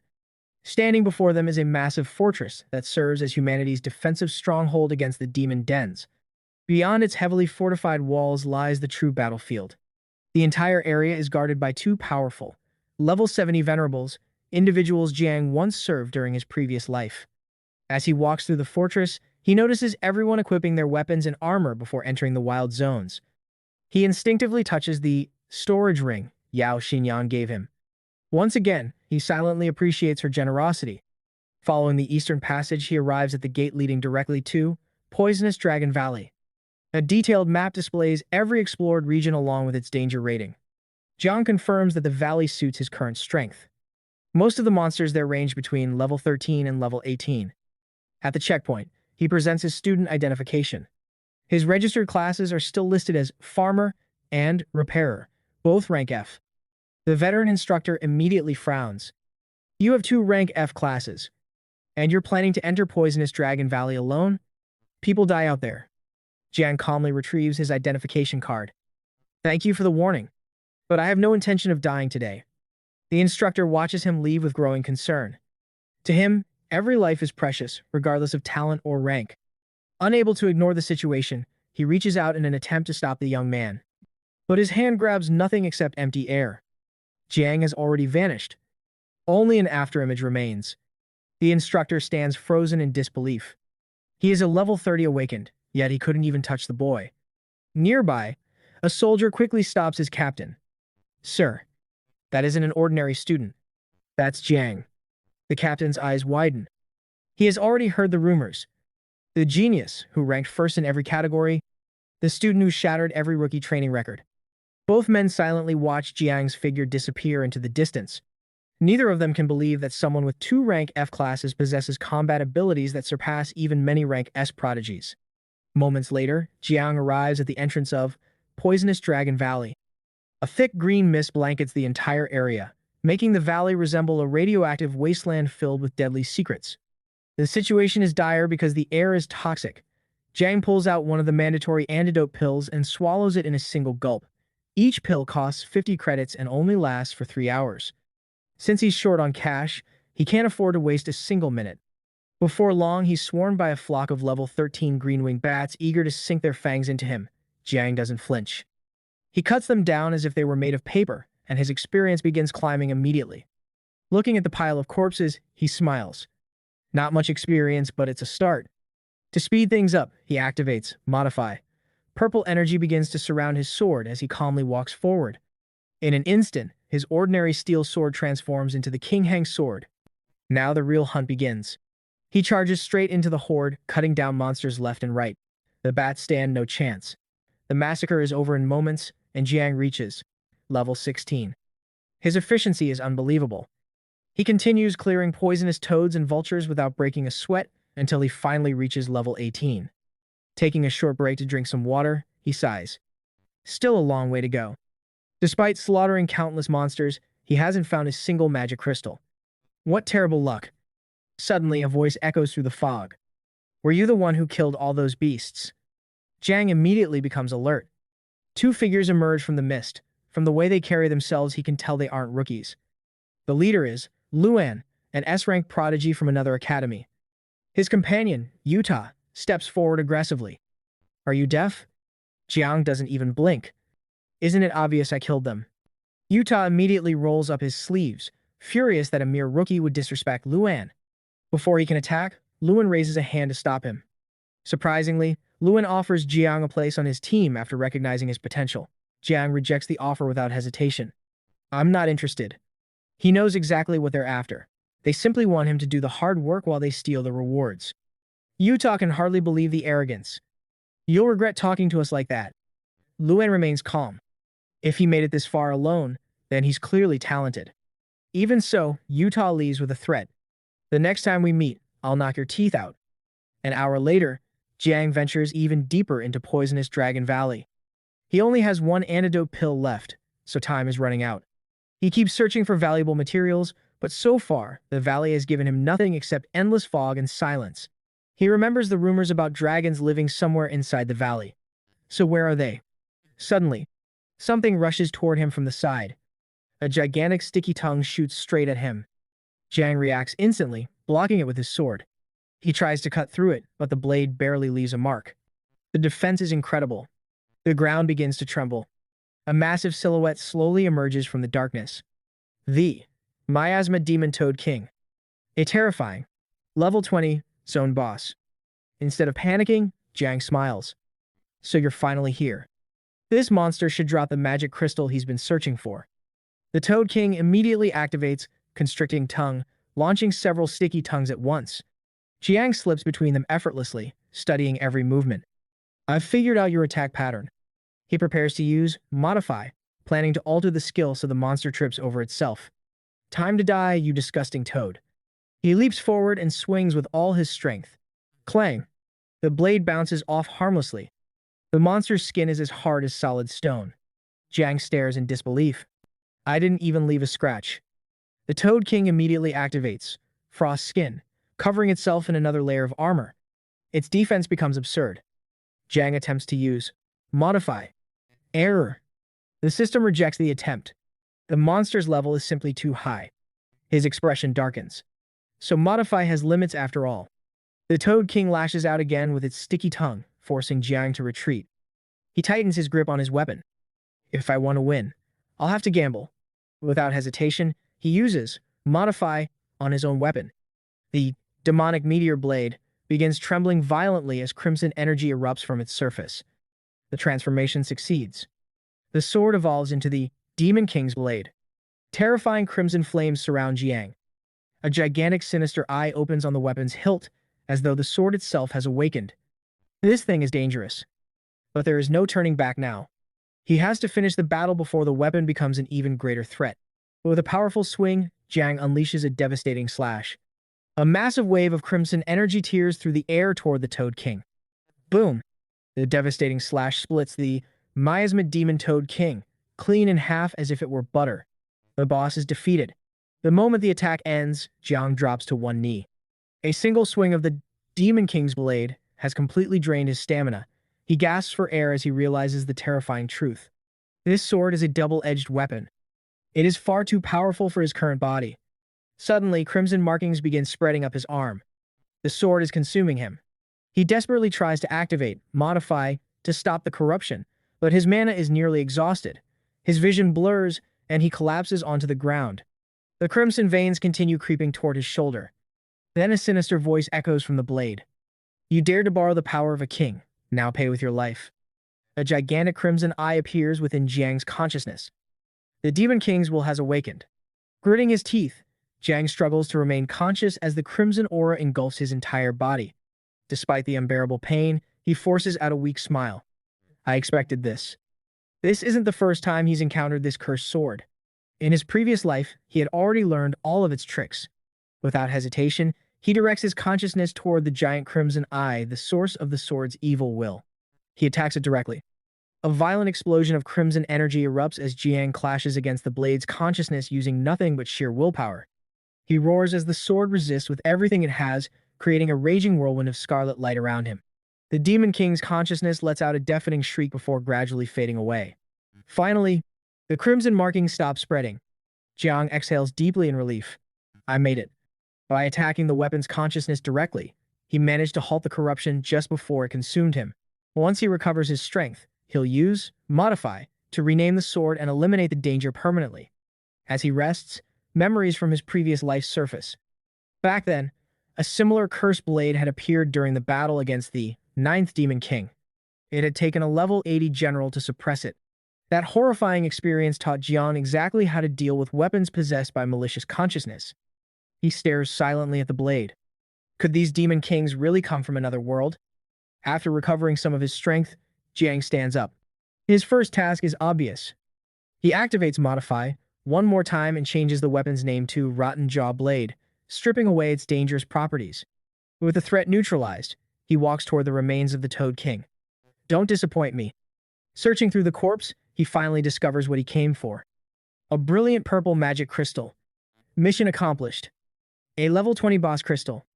It will sell for an enormous amount of money. He also gathers the remains of every monster he slaughtered throughout the valley. Selling them on the black market should earn him much more than the official market ever would. Then the system announces another reward. Level up? Jiang reaches level 20. Gaining 2 levels from a single boss is almost unheard of. For a brief moment, he wonders if there's a way to exploit the system and reach level 100 through some hidden loophole. He quickly abandons the idea. If something goes wrong, the entire city could reset along with me. The risk simply isn't worth it. As always, every 10 levels grant him new innate abilities. At level 20, he unlocks Dismantle, allowing him to extract materials from equipment and monsters. His second new skill is Fastenery. At first glance, it appears completely useless. Naturally, Jiang smiles. One word is all he needs. Using Modify, he changes its name to Damage Immunity. The transformation succeeds instantly. A god-tier ability. An emergency trump card capable of saving his life in critical situations. Satisfied with the results, Jiang prepares to leave. Then, he suddenly senses something unusual. Someone is watching him from the treetops. His peaceful hunt is over. The figure reveals himself. It's one of Luan's subordinates. The assassin leaps from the shadows with a dagger aimed straight at Jiang's back. It is Yuta, a rank B assassin at level 17. Confident in his speed, he sneers. Let's see what an F-rank trash can do. Activating his speed enhancement skill, Yuta rushes forward. To Jiang, however, the attack is painfully predictable. He blocks it effortlessly. One clean counterattack is all it takes. Utah crashes to the ground, coughing up blood. He stares at Jiang in complete disbelief. How? Are you faster than me? Then he notices the expensive storage ring on Jiang's finger. The humiliation cuts even deeper. Jiang looks down at him calmly. Your class doesn't determine your strength. Training, experience, and attributes decide the outcome. Utah finally realizes he never stood a chance. Just as Jiang turns to leave, his instincts scream. Another presence, far more dangerous than Utah. He narrowly avoids a surprise strike that slices through the air where his head had been only a moment before. A new opponent steps out of the shadows. An elite assassin. Unlike Utah, this one is the real deal. Their blades collide instantly. Clang! Sparks erupt in every direction as the two exchange blows at incredible speed. The newcomer smiles. Not bad. That's an impressive sword. Jiang returns the compliment while carefully analyzing every movement of his mysterious new opponent. The assassin took a small step back, acknowledging that Jiang Yang was an opponent worthy of his respect. Lu Yuan wanted to discover what the top-ranked rookie was truly capable of. Jiang Yang laughed. He could tell that his opponent still did not fully understand his real strength, so he proposed a wager. Let's make a bet. Whoever loses must give their weapon to the winner. Deal. Lu Yuan, the S-rank assassin, unleashed his Gale aura. Jiang Yang prepared himself for battle. His personal treasure was on the verge of becoming an S-rank weapon. Lu Yuan shifted into a defensive posture, keeping his eyes fixed on Jiang Yang as countless thoughts ran through his mind. My class was born to be faster than everyone else. Speed is my greatest advantage. The instant that thought appeared, he shot forward like lightning, rushing directly toward Jiang Yang. Without hesitation, Jiang Yang raised his weapons to defend himself. Even while blocking, he struggled to keep up with the relentless barrage of attacks striking from every direction. Despite defending successfully, he could not help but feel surprised. His speed is truly outrageous, as expected from an S-rank combat class. Not far away, someone lay on the ground watching the battle unfold. Excitement covered his face as he shouted loudly, "So cool. Finish him off, brother." Seeing Jiang Yang seemingly forced onto the defensive by his speed, Lu Yuan's confidence grew even stronger. A victorious smile slowly appeared on his face. Too slow. He isn't my match at all. A tank class is still just a tank class. In Lu Yuan's eyes, the outcome had already been decided. Jiang Yang seemed unable to match his speed, and every passing second only strengthened his belief that victory was within reach. Suddenly, Lu Yuan vanished from Jiang Yang's sight and instantly appeared behind him. Gathering all of his power into a single devastating strike, he aimed directly for Jiang Yang's blind spot. A confident grin spread across his face. This attack will end everything. At that moment, blood splashed through the air. For a brief instant, everyone thought the battle was over. Then, an unbelievable scene unfolded. Without even turning around, Jiang Yang casually extended one hand and stopped Lu Yuan's attack completely. The strike that was meant to decide the battle had been halted effortlessly. The battlefield seemed to fall silent. Lu Yuan's eyes widened in disbelief as he froze in place. He could not understand what had just happened. His greatest weapon had always been his speed, the very thing that allowed him to overwhelm and dominate his opponents. Yet Jiang Yang had neutralized it completely. A chill ran through Lu Yuan's entire body. Jiang Yang looked directly at him. Despite the intensity of the fight, his expression remained calm and steady. There was not the slightest hint of panic in his eyes. The winner has already been decided. Hearing those words and witnessing Jiang Yang stop his attack so effortlessly, Lu Yuan finally realized something he had overlooked from the very beginning. His eyes narrowed as countless thoughts raced through his mind. From the start, he never intended to compete with me in speed. So this is the strength of the #1 freshman in Nan City's rankings. Now things are finally becoming interesting. If you can trade injuries for an advantage, then I can also sacrifice something to survive. The shock he had felt moments earlier slowly transformed into excitement. Instead of fear, a fierce fighting spirit ignited within him. He had finally met an opponent worthy of his full power, and the realization made his blood surge with anticipation. Without giving Lu Yuan any chance to recover, Jiang Yang moved in to finish the battle. He swung his weapon with tremendous force, aiming to end the fight with a single decisive blow. The attack sliced through the air with terrifying speed and power. However, Lu Yuan's reflexes were equally remarkable. At the critical moment, he instantly leaped backward and narrowly avoided the strike. His body soared through the air before landing safely at a distance. Although he had escaped, there was a price to pay. Jiang Yang lowered his eyes and noticed something left behind in his hand. It was Lu Yuan's dagger. To avoid the attack, Lu Yuan had abandoned his weapon without the slightest hesitation, choosing survival over possession. It was a decision that required exceptional decisiveness and battlefield awareness. Looking at the dagger in his hand, Jiang Yang could not help but praise him. Good kid, you actually abandoned your weapon. Your combat instincts are impressive. However, without a weapon, how do you plan to continue fighting me? His voice remained calm, but there was genuine recognition in his words. Very few people could make such a quick decision under pressure. At that moment, Lu Yuan was already standing on the branch of a nearby tree, looking down at Jiang Yang with a confident smile. Far from appearing worried, he looked completely relaxed. Then he grinned and replied, I really like this kind of short sword, so I usually keep 3 of them in my storage ring. Jiang Yang looked at Lu Yuan and thought to himself, I almost forgot. He's the eldest young master of the prestigious Lu family of Nan City. To him, a B-rank weapon is nothing more than a drop in the ocean. But defeating such a favored son of heaven makes this even more satisfying. At that moment, Lu Yuan raised his newly drawn short sword and activated one of his abilities. A powerful aura immediately erupted from his body, and his expression became more serious than ever. You are the first opponent who will witness this. I originally thought the sword saint would be the one to see it first. As soon as the words left his mouth, violent winds swept across the battlefield. The name of the skill was finally revealed. Gale Fierce Slash. With a loud roar, Lu Yuan swung his blade at incredible speed. Instantly, countless wind-infused slashes surged forward like a raging storm. Sharp waves of blade aura tore through the air one after another, covering a vast area as they rushed toward Jiang Yang from every direction. Facing the overwhelming assault, Jiang Yang immediately began moving at high speed. He weaved through the incoming attacks while searching for an opening. As he narrowly dodged one slash after another, he analyzed the situation. So this is the power of a combat class. Every innate skill provides an enormous boost in battle. Another barrage of blade aura shot toward him, forcing him to change direction repeatedly. Not to mention, this kid is an S-rank combat class. He's ridiculously strong. Even while avoiding the attacks, Jiang Yang couldn't deny his opponent's overwhelming strength. However, after carefully observing Lu Yuan's attacks, he gradually noticed a weakness. But his ranged blade attacks are clearly slower than his close-quarters combat speed. Launching this many wind blade auras must consume a tremendous amount of stamina. Hiding myself and waiting for a one-hit kill is my best chance to win. His eyes narrowed as he made his decision.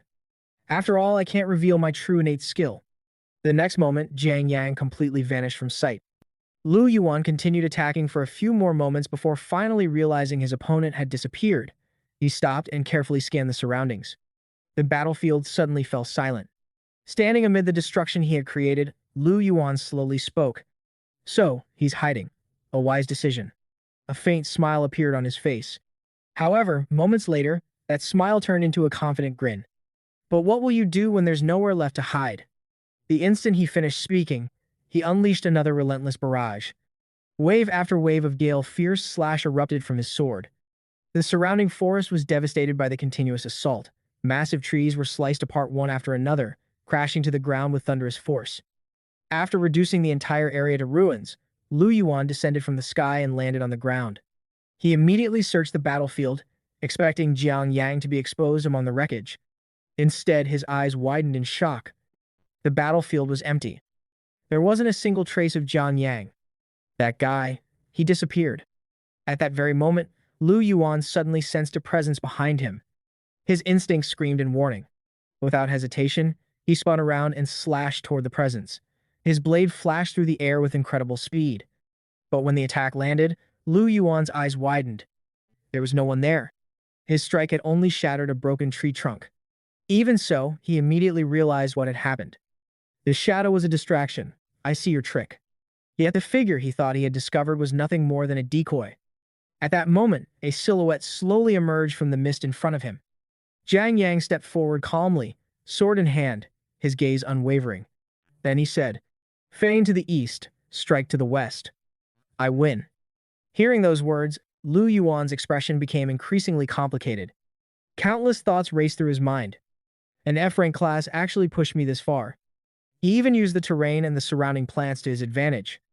Looking at Jiang Yang, Lu Yuan couldn't hide the mixture of admiration and disbelief in his eyes. If he were an A-rank class, I can't even imagine how powerful he would become. But what a pity. No matter how capable he is, he's still only an F-rank class. while I am a genuine S-rank combat class. How could I possibly lose to you like this? Refusing to accept defeat, Lu Yuan activated another innate skill. A brilliant light erupted around him as a powerful barrier instantly formed in front of his body. The shield stood firmly between him and Jiang Yang, completely blocking the attack path. Seeing this, Jiang Yang narrowed his eyes. So, this kid has already broken through level 20 and awakened another innate skill. Even so, his confidence never wavered. But my Qinggong sword isn't something to be underestimated either. The pressure radiating from Jiang Yang's sword increased rapidly. Even the surrounding air seemed to tremble beneath its overwhelming power. Lu Yuan's barrier held for a brief moment. Then cracks slowly spread across its surface. Even Jiang Yang's sword began vibrating under the tremendous force being unleashed. Looking directly at the shield, Jiang Yang said, "Even with this barrier, you can't withstand an attack of this power." In the next instant, he unleashed a full-force strike. Boom! The barrier shattered instantly. Fragments of energy exploded in every direction as the shield was completely destroyed. The remaining force of the attack slammed directly into Lu Yuan, launching him a tremendous distance away. His body crashed across the battlefield before finally coming to a stop far in the distance. Jiang Yang watched him disappear before quietly looking ahead. Should I continue chasing him? For a brief moment, he considered finishing the battle. However, he quickly shook his head. But this hasn't reached the point of a life-and-death fight. Besides, Lu Yuan isn't a bad person. In my previous life, he also led the Lu family in resisting the monster invasion. Meanwhile, far from the battlefield, Lu Yuan lay motionless on the ground. His condition was miserable. Lu Yuan's clothes were torn, his body ached from head to toe, and his stamina was nearly exhausted. Even so, his fighting spirit had not completely faded. As he struggled to stand, he thought, "I haven't lost yet. Once he gets close enough, I'll hit him with a point-blank wind blade. Even if it drains the last of my stamina, I'll make sure to wound him badly." However, another thought quickly followed. But as an S-rank class, I've actually been pushed into such a desperate situation by an F-rank. He clenched his fists tightly. So, an F-rank class can become this powerful. Despite his shock, he still believed in his own future. No matter what, my potential as an S-rank is still greater than his. Soon afterward, he spotted Jiang Yang approaching from a distance. Believing the battle was about to resume, Lu Yuan secretly gripped one of his daggers, preparing a final surprise attack. His eyes never left Jiang Yang. But then something completely unexpected happened. Jiang Yang stopped in front of him and extended his hand. There was no hostility on his face, only respect. Then he said, "It seems we fought to a draw. You're really strong." Lu Yuan was completely stunned. His mind went blank. Nothing about the situation made sense. Confused, he asked, "What do you mean?" Jiang Yang smiled faintly. "I mean you're an opponent worthy of my respect. Let's call this match a draw." For a moment, Lu Yuan simply stared at him. Then he noticed the look in Jiang Yang's eyes. There was no arrogance, no contempt, and no sense of superiority. Only genuine acknowledgement. This is the look of someone who truly respects me. He doesn't look down on me at all. His expression gradually softened. I'm strong, but he's strong too. At that moment, Lu Yuan realized something important. I understand now. There's always a higher mountain, and there's always someone stronger. The pride he had always carried slowly transformed into humility and maturity. Looking at Jiang Yang sincerely, he said, "Thank you for teaching me that." Afterward, the two young men reached out and shook hands. The fierce battle that had shaken the entire forest ended with mutual respect. Looking directly at Jiang Yang, Lu Yuan declared, "I admit it, you're a true powerhouse, someone worthy of being my rival. But next time I'll defeat you fair and square at the freshman top 100 tournament." Jiang Yang smiled confidently before replying, "Then you'll have to work much harder. Otherwise." His eyes became sharp. "You'll lose the right to be my opponent." Lu Tao hurried over and dragged Lu Yuan away while shouting at Jiang Yang, "You little punk. Just wait until next time. How dare you beat brother Yuan up like that?" Lu Yuan immediately turned toward him. "Watch your mouth from now on. You'll show him the same respect you show me." Hearing those words, Lu Tao could only nod obediently. Lu Yuan then looked back at Jiang Yang with a smile. "Next time, I'm going all out. I'll definitely beat you." Jiang Yang watched him leave with a faint smile. If you really fought with everything you had, the moment you shouted the name of your first skill, you would have already lost. After all, Gale Rending Slash has countless variations I can use. What a shame though. After such an intense battle, I didn't gain anything. Since we called it a draw, I even returned his dagger. It feels like I worked for nothing. As Jiang Yang scratched the back of his head, he suddenly sensed a powerful surge of energy nearby. His attention was instantly drawn toward it. What's that? A moment later, realization dawned on him. It must have happened during that attack. My slash must have exposed something that was hidden. It looks like some kind of poisonous mist. Let's go take a look. Maybe I'll even run into another boss-level monster. Without wasting another second, Jiang Yang activated his modification skill, converting his damage immunity into poison immunity. The skill's effect immediately appeared before him. Poison immunity grants immunity to toxins of rank C and below for 20 minutes. Seeing the effect, Jiang Yang nodded in satisfaction. With this, I can save my antidote pills. So, what's hiding inside that strange poisonous fog? Following the source of the energy, Jiang Yang soon arrived at a large lake.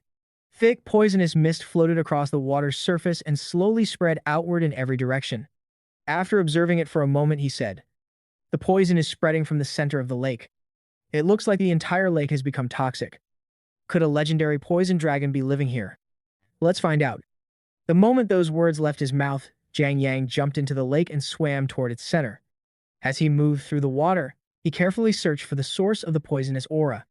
However, something felt strange. Everywhere he looked, there were only weak monsters swimming around. None of them seemed powerful enough to generate such an overwhelming poisonous presence. That only made him even more curious. Why are there only weak monsters here? Just as the thought crossed his mind, a massive shadow suddenly appeared before him. The surrounding water trembled as a gigantic monster slowly emerged from the depths. Its body was covered in thick, ice-like armor, and its enormous jaws looked powerful enough to crush almost anything in their path. At that moment, information about the creature appeared before Jiang Yang. Ice-armored crocodile level 18. The moment he saw it, Jiang Yang's eyes lit up. So there really is a big one hiding underwater. The giant crocodile locked its gaze onto him and slowly opened its terrifying jaws. It was obvious that the monster had already chosen him as its prey and intended to swallow him whole. Instead of panicking, Jiang Yang remained completely calm. A confident smile appeared on his face as he looked directly at the ice-armored crocodile. "You want to eat me? That's not going to happen." Without wasting a second, Jiang Yang hurled his sword straight at the monster. The blade shot through the water with incredible speed and struck the crocodile with deadly precision. As he attacked, he thought to himself, "I'll gladly take your materials." The powerful strike proved to be the finishing blow. The enormous beast quickly lost its life, and its massive body slowly sank to the bottom of the lake. Jiang Yang observed it for a moment before shaking his head. "This thing is way too big to fit inside my storage ring. But this is the perfect chance to test my new dismantle skill." Curious about its effectiveness, he immediately activated the ability. The skill description appeared before him. Dismantle. Can dismantle creatures and items of level 10 or below to obtain materials. Has a 10% chance to trigger a reward critical. After activating the skill, Jiang Yang immediately got to work. The process was surprisingly smooth, and before long, the giant monster had been dismantled into a pile of valuable materials. As he examined the rewards, one item immediately caught his attention. He picked it up, inspected it carefully, and nodded with satisfaction. "This hide is excellent. I'll keep it." After storing the valuable material inside his storage ring, Jiang Yang prepared to continue his investigation. The mysterious energy he had sensed earlier was becoming stronger with every passing moment. Only then did he realize how close he had already come to its source. "I didn't even notice. I've already come this close to the source of the poisonous mist. Let's see what's really hiding there." His curiosity growing stronger, Jiang Yang increased his speed. The farther he traveled, the denser the poisonous aura became. At the same time, countless thoughts ran through his mind. The entire landscape has been warped by these toxins. Don't tell me my luck is actually this good. Everything around him looked increasingly unnatural. The poisonous energy had transformed the entire area into a landscape unlike anything he had ever seen. The closer he got, the more convinced he became that something extraordinary was waiting ahead. Eventually, he spotted a massive boulder and quickly hid behind it. Carefully peeking from cover, he looked toward the center of the poisonous region. At that moment, the system displayed new information. Poison Dragon, level 43 female growth phase. The moment Jiang Yang read those words, his heart skipped a beat. His eyes widened slightly as he stared at the legendary creature. So it really is a poison dragon. Even for someone who had encountered countless powerful monsters, The sight before him was astonishing. As he continued observing the dragon, countless thoughts flooded his mind. It's still in its growth phase, yet it's already level 43 and laying eggs. As expected of a legendary high-tier monster, the enormous dragon radiated an overwhelming presence. The poisonous aura that had spread throughout the entire lake clearly originated from it. Hidden behind the giant boulder, Jiang Yang remained perfectly still as he watched the legendary creature from afar. He knew he had stumbled upon something far more valuable and far more dangerous than he had ever imagined. Remaining hidden, Jiang Yang continued studying the poison dragon while countless calculations filled his mind. The longer he observed it, the more valuable it became in his eyes. Once it reaches maturity, it'll probably surpass level 70. And with my universal crafting skill, its potential can be pushed even higher. When I get the chance to steal those dragon eggs, I'll also be avenging all the humans who died here. The thought of obtaining the dragon eggs made his heart race with anticipation. However, just as he was planning his next move, a strange sound suddenly echoed across the area. Jiang Yang immediately looked into the sky, his expression turning serious. A moment later, he sensed another overwhelming presence approaching. His eyes widened. Could it be? Of course. There's a male dragon too. That discovery instantly changed everything. One poison dragon was already terrifying enough. The appearance of a second dragon made the area far more dangerous than he had anticipated. Jiang Yang quickly assessed the situation and reached a conclusion. This place isn't safe. I can't defeat them yet. I'll come back when I'm stronger. At least my goal is clearer than ever. Become stronger. Claim those dragon eggs. Not long afterward, Jiang Yang left the lake and returned to dry land. Even as he walked away, his thoughts remained fixed on the future. When that day comes, who besides me could become Nanyang City's top scorer? It's time to go. I'll sell these materials at the black market first and make some money.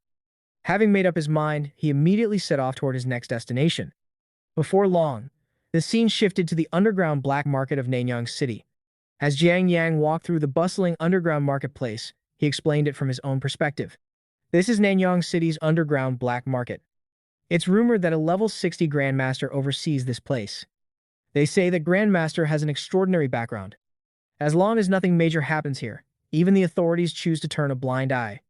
That makes trading much easier. But it also allows countless sins to remain hidden.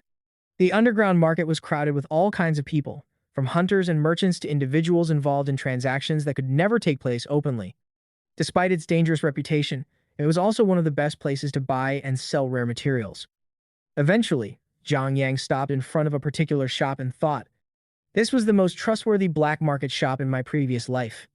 Inside, the female shop owner was negotiating with two customers. One of the men looked frustrated as he pleaded, Boss, can't you raise the price a little? My brothers and I worked hard to get this haul. The woman remained calm and replied, I'm already offering the highest price on this entire street. If you're not satisfied, you're free to sell somewhere else. Just then, her attention shifted toward the entrance, where Jiang Yang had just arrived. She looked him up and down before raising an eyebrow. A high school student, do you have something to sell too? Before Jiang Yang could answer, one of the two men burst into laughter. Just look at him. He doesn't even have proper gear. What valuable goods could a kid like him possibly have? The man walked over and waved dismissively. Kid, do yourself a favor and leave. Stop wasting the boss's time. Faced with their ridicule, Jiang Yang remained completely calm. Instead of getting angry, he casually revealed the storage ring on his finger. I really don't have anything special. The moment they noticed the ring, both men froze. Their expressions instantly changed from mockery to shock. A storage ring? How does a kid like him own something that expensive?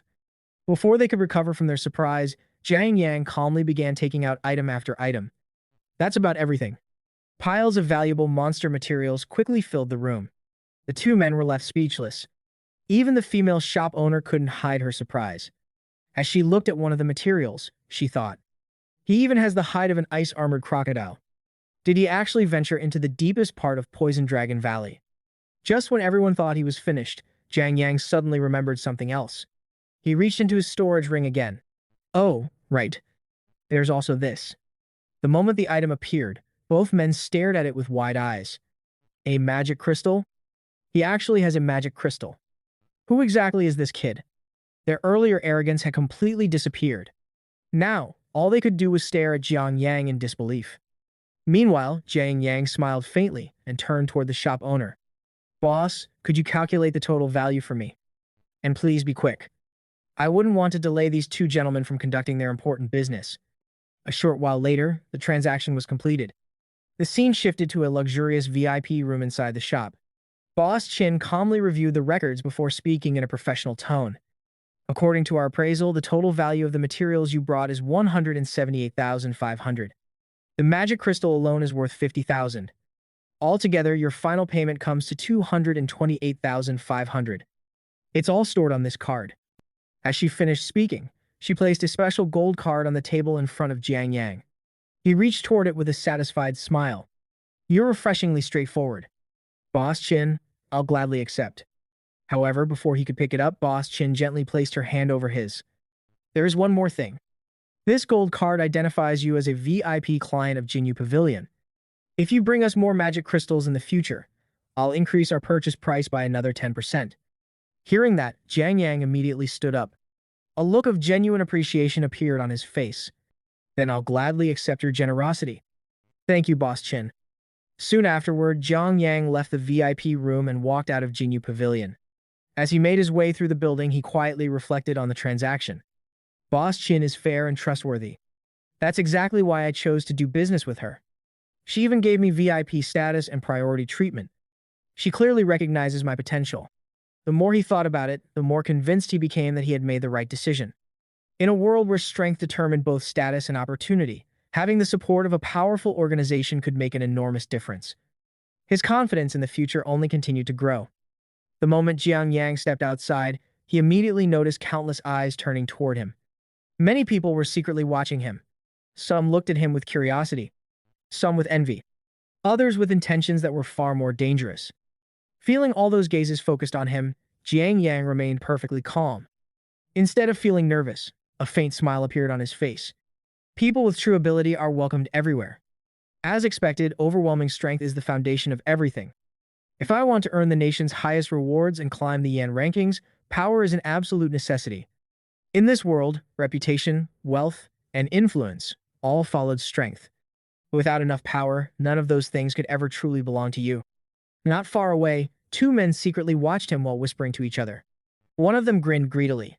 Second brother, looks like we're making another fortune today. The two men kept their eyes locked on Jiang Yang. Meanwhile, fully aware that he was being watched, Jiang Yang continued walking alone through the streets. He calmly assessed his current situation. Now that I've made some money, I need better protection. Just carrying two weapons still doesn't feel safe enough. His instincts were already warning him that trouble was on its way. The wealth he had just obtained, along with the attention he had attracted, was bound to draw the wrong kind of people. Even so, Jiang Yang showed no trace of panic. He simply continued walking forward, his expression calm and composed. Jiang Yang silently admitted to himself. As expected, I've been targeted. Even so, there wasn't the slightest trace of fear in his heart. He had anticipated this outcome long before leaving Jinyu Pavilion. From the moment he decided to sell valuable materials and reveal part of his strength, he already knew that certain people would set their sights on him. To Jiang Yang, this was neither surprising nor alarming. It was simply another obstacle on the path he had chosen. With unwavering confidence, he continued walking while thinking. But everything is unfolding exactly as I expected. Whatever happens next, I'll be ready. As Jiang Yang walked through the streets, he quietly observed the two men following him from a distance. The closer they came, the stronger the smell of blood became. After carefully assessing them, he narrowed his eyes. That stench of blood. I'd bet everything inside those sacks is stolen loot. Judging by their appearance and the murderous aura surrounding them, these men were clearly no ordinary criminals. They had most likely robbed and murdered countless victims before crossing paths with him. A cold smile appeared on Jiang Yang's face. Getting rid of them will count as doing a good deed. Meanwhile, the two pursuers became increasingly confident as they followed him into a deserted area. Seeing Jiang Yang continue walking alone, the older brother sneered. This kid just picked out the perfect place to die. The younger brother laughed cruelly. His family will probably be the first to hear the news. In their eyes, Jiang Yang was nothing more than an inexperienced high school student carrying a fortune. They believed he had unknowingly walked straight into their trap. However, the moment Jiang Yang reached the empty area, he suddenly stopped. The atmosphere instantly became tense. Without even turning around, he calmly said, "You finally caught up. I've been waiting." Hearing those words, Both brothers froze for a moment. They had assumed they were the hunters. Instead, it suddenly felt as though they had been lured here on purpose. The older brother stepped forward, gripping his massive cleaver with a mocking smile. Kid, you're still in high school, aren't you? We're both combat classes. Before Jiang Yang could respond, the younger brother added arrogantly, We've killed plenty of grown adults. You're just the next name on the list. Their voices were filled with confidence as they tried to intimidate him with their experience. But instead of showing fear, Jiang Yang casually looked at them and replied with exaggerated sarcasm. Combat classes. I'm terrified. A helpless little F-rank artisan like me could never beat the two of you. Every word dripped with mockery. Rather than sounding frightened, he was openly making fun of them. The older brother's face darkened with anger.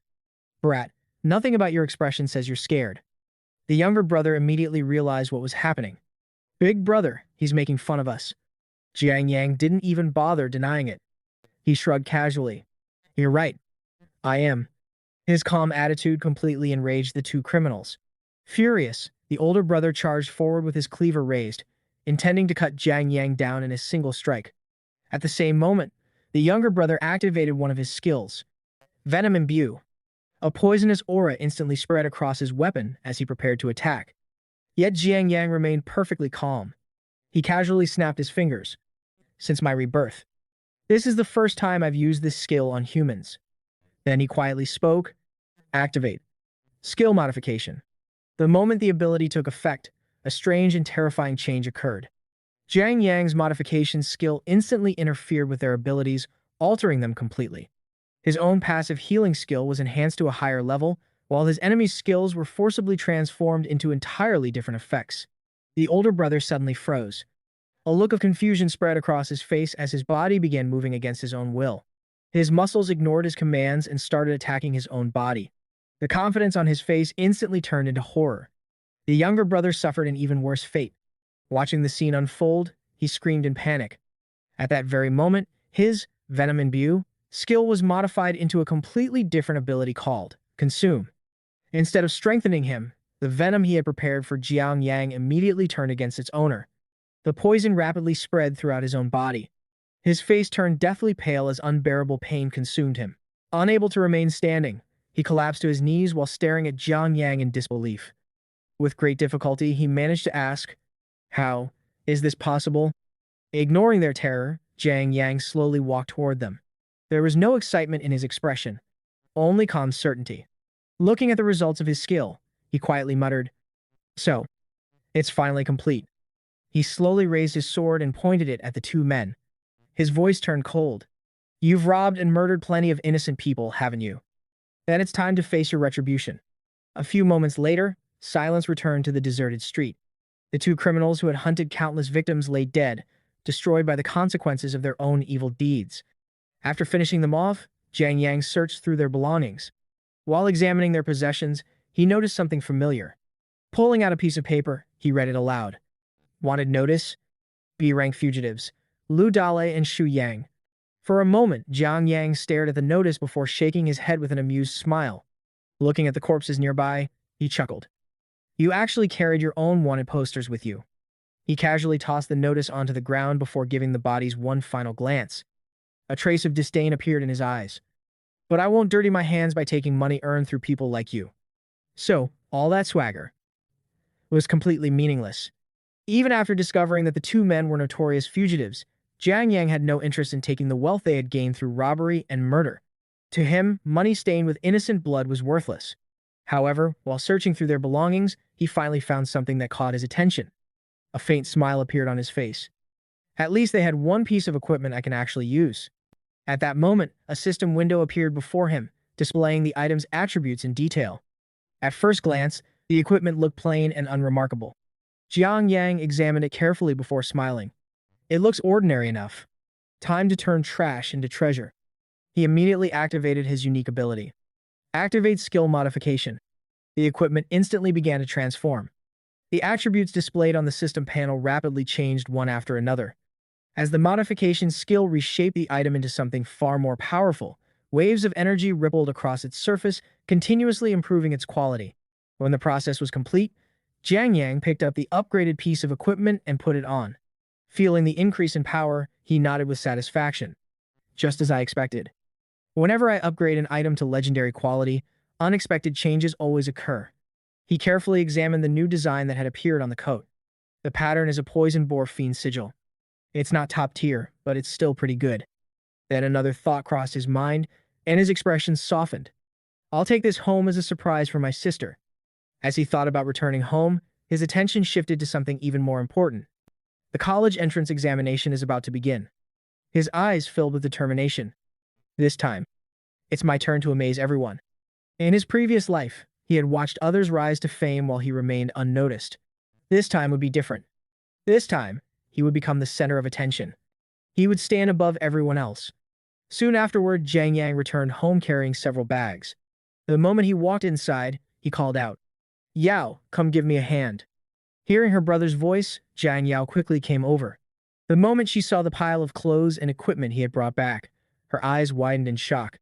"Bro, where did you get all of this?" Jiang Yang smiled as he showed her the collection. "There are plenty of outfits. And this one is a powerful piece of armor." Jiang Yao stared at everything in complete disbelief. To her, the amount of equipment was almost unimaginable. Seeing her reaction, Jiang Yang laughed. "Of course your brother earned all of it fair and square." Then he suddenly remembered something. "Oh, right. Starting this month, I'm increasing your allowance." Jiang Yao immediately waved her hands in panic. No, 50 is already enough for me." Jiang Yang shook his head without hesitation. "No way. Starting this month, you'll get 500. And if that's still not enough, just ask your brother anytime." Hearing that amount, Jiang Yao looked at him in disbelief. The increase was so enormous that she couldn't help wondering where all the money had come from. Noticing the countless questions on her face, Jiang Yang gently patted her head and smiled. "Stop letting your imagination run wild. Tomorrow is my college entrance exam pep rally. With my current level, I'll just show up and come straight back. When I get home tomorrow evening, I'll take you out for a nice meal." His casual confidence immediately caught her attention. Curious, Jiang Yao asked, "Brother, what level are you now?" Without hesitation, Jiang Yang replied, "Level 20. The answer instantly left her speechless. Reaching level 20 in such a short period of time was an achievement very few people could accomplish. Meanwhile, Jiang Yang continued thinking about the future. The college entrance examination is usually held about a month after everyone awakens. I only managed to reach level 20 this quickly because I happened to defeat a few level 20 outlaws. Without targeted resources and support, even for me, it would have been difficult. But once I become Nanyang City's top scorer, everything will change." His eyes shone with confidence. Becoming the city's top scorer would grant him access to resources, opportunities, and connections far beyond anything he currently possessed. It would be the first major step toward completely changing his destiny. The next scene showed Jiang Yang standing atop a tall building. A powerful wind swept across the city as he gazed into the distance. Far above, a massive dimensional rift hung in the sky like a scar splitting two worlds apart. Beyond it lay countless dangers, opportunities, and endless possibilities. Looking directly at the rift, Jiang Yang clenched his fists. College entrance examination. Here I come. The scene then shifted to the gymnasium of Nan No. 1 Middle School, where every student stood neatly lined up. The principal stood on the stage, delivering his speech as a tense atmosphere filled the hall. The annual college entrance examination was finally approaching. Looking across the students, the principal announced, "The annual college entrance examination is almost here. You are the pride and hope of Nan No. 1 Middle School." He reminded everyone that after more than 10 years of relentless study and preparation, the opportunity to completely change their destiny now stood right before them. Standing quietly among the students, Jiang Yang listened silently. He couldn't help thinking, the principal is repeating the same speech everyone has heard countless times. But for the awakened, every word is true. For us, the college entrance examination really is the greatest opportunity to change our future.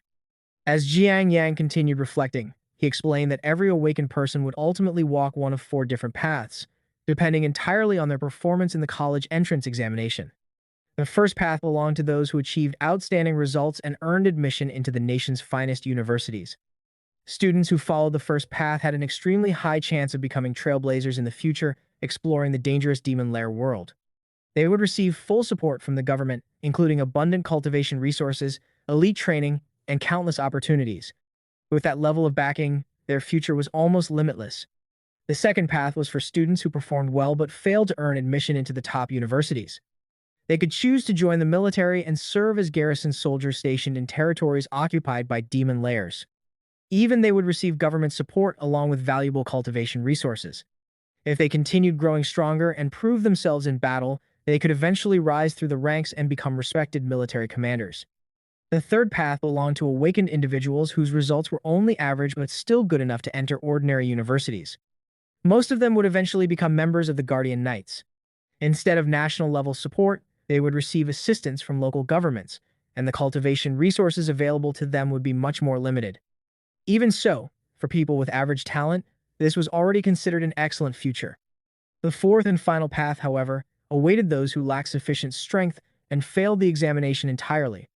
They would return to living ordinary lives inside the cities, with little hope of ever achieving another major breakthrough. In reality, this final outcome was the destiny of the overwhelming majority. Only about 20% of all awakened were capable of securing one of the first three paths. The remaining 80% were destined to remain ordinary and unknown. This was the harsh reality of the world after the Demon Lair invasion. It was a society built upon strict hierarchy and ruthless competition, where strength determined everything. Anyone without enough power could be eliminated in the blink of an eye. After reflecting on the cruel nature of this world, Jiang Yang returned his attention to the stage. The principal finished his speech and looked across the gathered students before making one final announcement. My speech ends here. Next, each homeroom teacher will begin screening their students. Anyone who has already reached level 15 or above will be exempt from the preliminary school examination. With those words, the screening process officially began. The atmosphere inside the gymnasium instantly grew tense. Every student below level 15 became nervous and anxious. They knew their future was about to be decided. Some looked worried. Others silently prayed that they would somehow pass the examination. Despite the tension surrounding him, Jiang Yang stood there with a calm smile.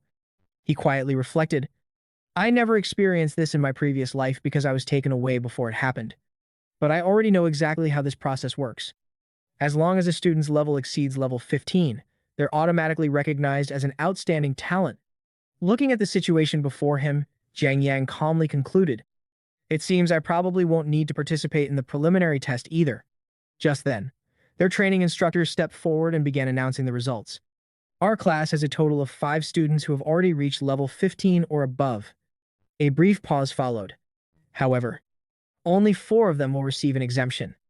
The instructor then looked directly at Jiang Yang.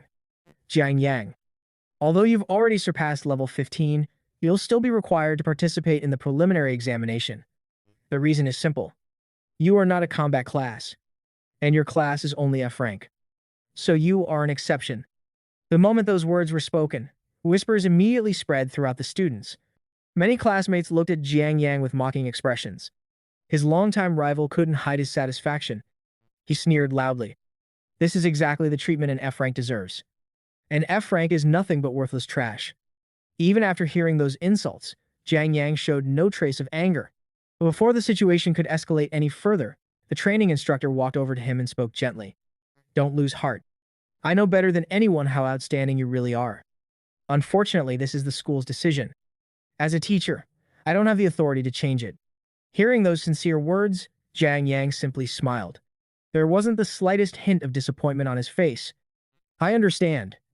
If this is the school's decision, then I'll participate in the preliminary examination without any complaints. His calm response only made his rival even more confused. Watching Jiang Yang remain so relaxed, he couldn't understand how someone in that situation could stay so composed. Just then, a loud whistle echoed throughout the gymnasium. An announcement immediately sounded through the speakers. The preliminary school examination has officially begun. The announcement explained that the preliminary examination served as an internal screening held by every high school before the official college entrance examination. Only the final winner would earn the right to compete in the real college entrance examination. The elimination rate was as high as 90%. It was one of the cruelest selection systems imaginable, where only the strongest and most capable students advanced while everyone else was left behind. The competition soon got underway. Before long, another announcement echoed through the arena. Class 9's Zhang Shu wins Group 8. As battle after battle continued, the principal and vice principal stood together in the observation area, quietly watching every match unfold. The vice principal shook his head and remarked, It's already been a full month since everyone awakened. Even after an entire month had passed since everyone awakened, many students still hadn't reached level 15. In the vice principal's opinion, there wasn't much to expect from their future. Most of them had only awakened D rank or E rank classes, while many others possessed crafting classes that weren't suited for combat at all. After listening to those remarks, the principal calmly replied, "This year is different." He reminded the vice principal of Jiang Yang, the student who had ranked first in both academics and martial arts for 3 consecutive years. "Do you still remember Jiang Yang?" The vice principal nodded immediately. "Of course I remember him. I once had extremely high hopes for that boy." He sighed deeply. But who could have imagined that such an outstanding student would awaken an F-rank class? He continued, "You already know what an F rank truly represents. In the past, E rank was considered the lowest awakened class. But as the number of awakened increased, some incredibly weak crafting classes began to appear. Their abilities were so poor that they were originally classified as trash rank. Later, the authorities decided that name was too insulting, so they officially renamed it F rank. No matter how talented Jiang Yang was in academics and martial arts, the gap in class quality is simply too great. It's impossible for him to compete with the others." The principal listened quietly before answering with complete confidence. "Never judge someone solely by the rank of their class." He continued, "Lord Huo Yuan will also awaken an F-rank class. Yet he still rose all the way to become a level 70 venerable. So never underestimate anyone, especially someone as hardworking and determined as Jiang Yang." At that moment, the long-awaited announcement echoed throughout the arena. "Participants of Group 17, please step forward." This was Jiang Yang's group. When his name was called, he calmly walked into the arena. Every other participant immediately drew their weapons and prepared for battle. They stood facing one another, ready for a fierce fight. However, Jiang Yang did something no one expected. Instead of facing his opponents, he casually turned his back toward them. "It's finally my turn." He quietly recalled the promise he had made to his sister that he would take her out for a nice meal. Smiling to himself, he had no intention of wasting unnecessary time here. The students watching from outside immediately recognized him. "That's Jiang Yang. He's currently at the top of the rankings. He's a true genius." Another student added, "He's already reached level 20.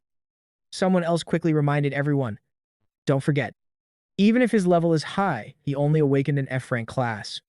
After a brief discussion, the contestants came up with a plan. "Let's work together. We'll eliminate Jiang Yang first. Then we'll decide the winner among ourselves." Hearing their strategy, Jiang Yang remained completely calm. He looked at them confidently and said, "Come at me together." His words instantly enraged everyone. "We're all combat classes. There's no way we'll lose to one person." The battle officially began. Jiang Yang activated his storage ring and instantly summoned his sword into his hand. Looking at their equipment, he smiled. "Your weapons are pretty mediocre. The gear I obtained from Poison Dragon Valley is on a completely different level. You should have spent your money on better weapons." Before anyone could react, both the principal and the vice principal were left speechless. Only two thoughts filled their minds. He has a storage ring, and that sword. It's clearly an A-rank weapon. Without giving anyone time to recover from the shock, Jiang Yang suddenly dashed forward. His speed was so astonishing that he instantly passed straight through the entire group. The audience stared in disbelief. People immediately began discussing the incredible movement technique he had just displayed. None of them had ever witnessed such terrifying speed. Jiang Yang calmly walked past every opponent before stopping behind them. Then he spoke in a relaxed tone. "You've already lost." One of the students immediately protested. "Your speed may be incredible, but none of us are injured. So how could we possibly have lost?" Jiang Yang smiled calmly. "Is that so?" The moment those words left his mouth, every weapon held by his opponents split apart simultaneously. Each blade had been cleanly severed. None of them had even noticed when it happened. During the brief instant Jiang Yang rushed past them, he had already completed every strike.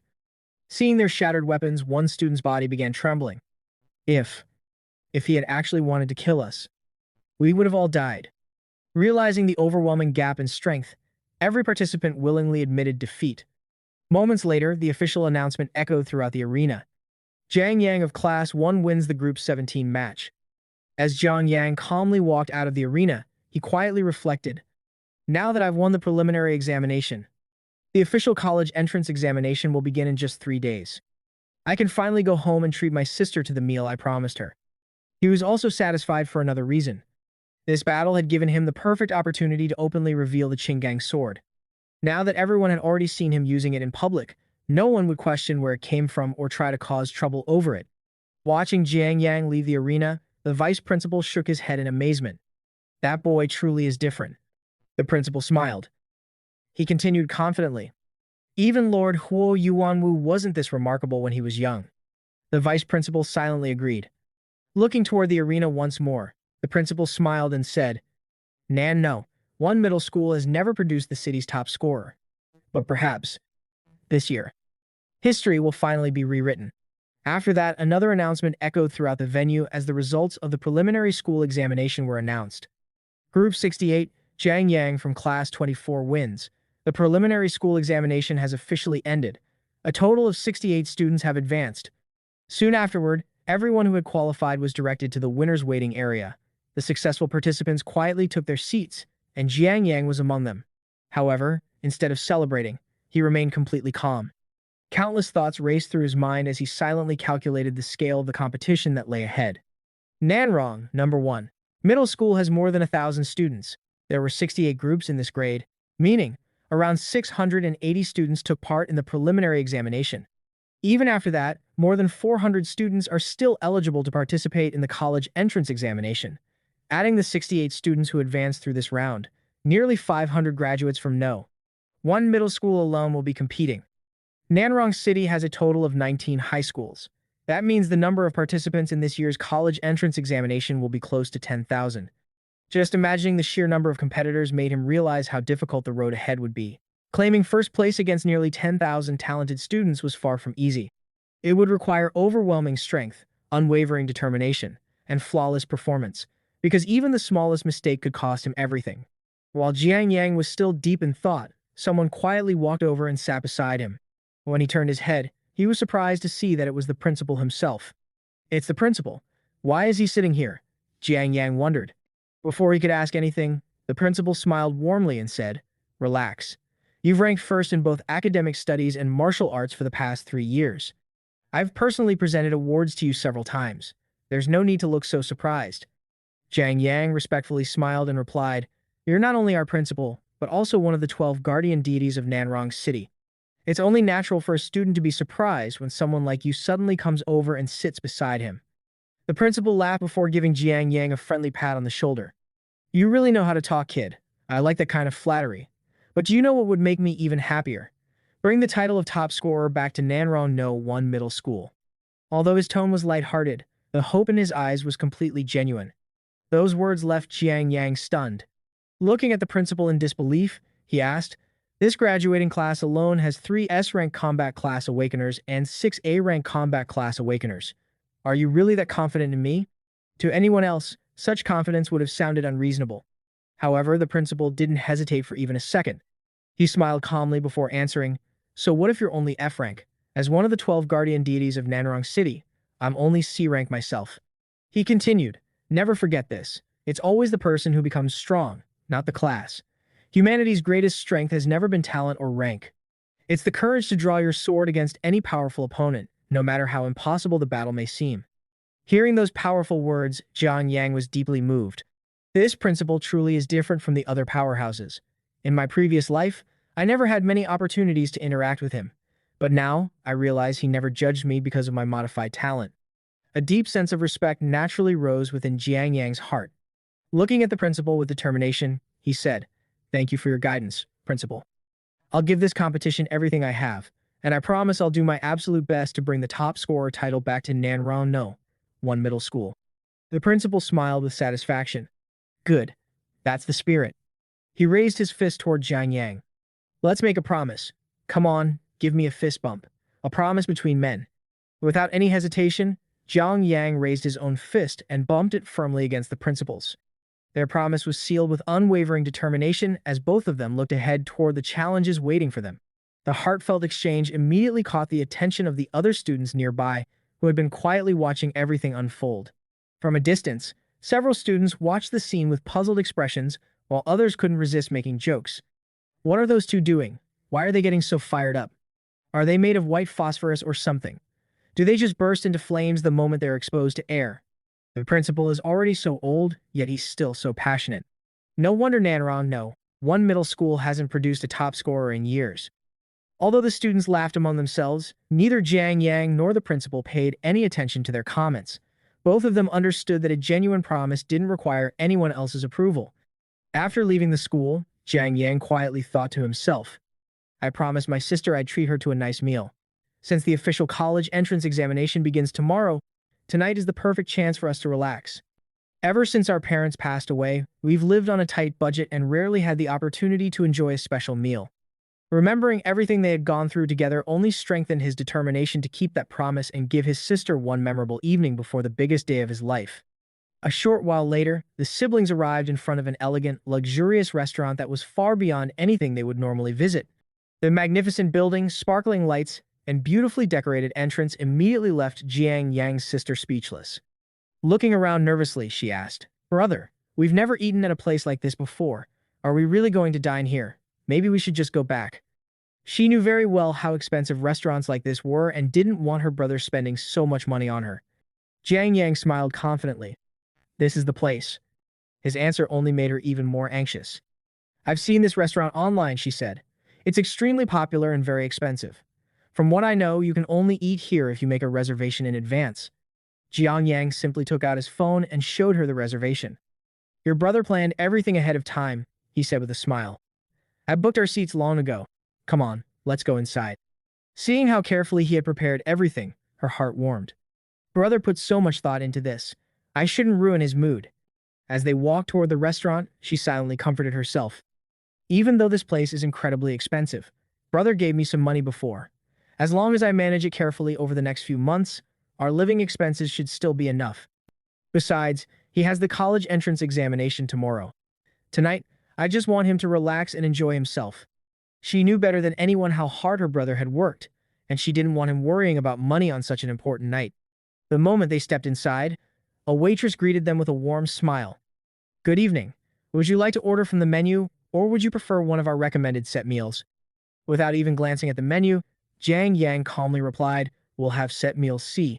I already know it includes all of your signature dishes. The waitress nodded politely. Certainly. Please wait just a moment. As she walked away, she couldn't help thinking. They look like ordinary customers, but they're actually willing to spend quite a bit. Meanwhile, Jiang Yang quietly sipped a glass of water while his sister nervously looked through the menu. A moment later, she turned toward him with wide eyes. Brother, the set meal C you ordered. Isn't this the most expensive set on the menu? Jiang Yang nodded without hesitation.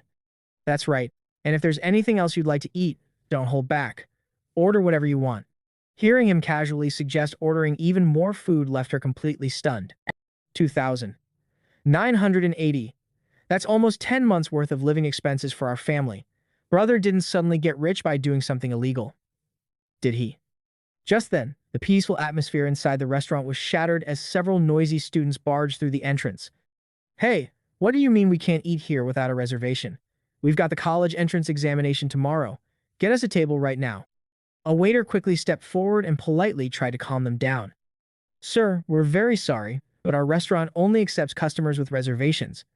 However, the young man named Wang had no intention of listening. He pointed aggressively at the staff and shouted, Cut the nonsense.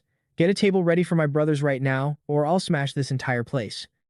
Seeing the waitress who had taken their order being threatened, Jiang Yang's sister looked worried. Brother, the waitress who served us is being harassed by those thugs. Jiang Yang glanced toward the commotion. His expression instantly turned cold before he calmly looked away. In a calm yet disdainful voice, he said, Are all the seniors from Nanrong No One middle school this kind of trash? Wang immediately turned toward Jiang Yang with an angry glare. What did you just say? One of Wang's companions stepped forward with a sneer. Say that again if you've got the guts. Then he looked at Jiang Yang more carefully before smirking.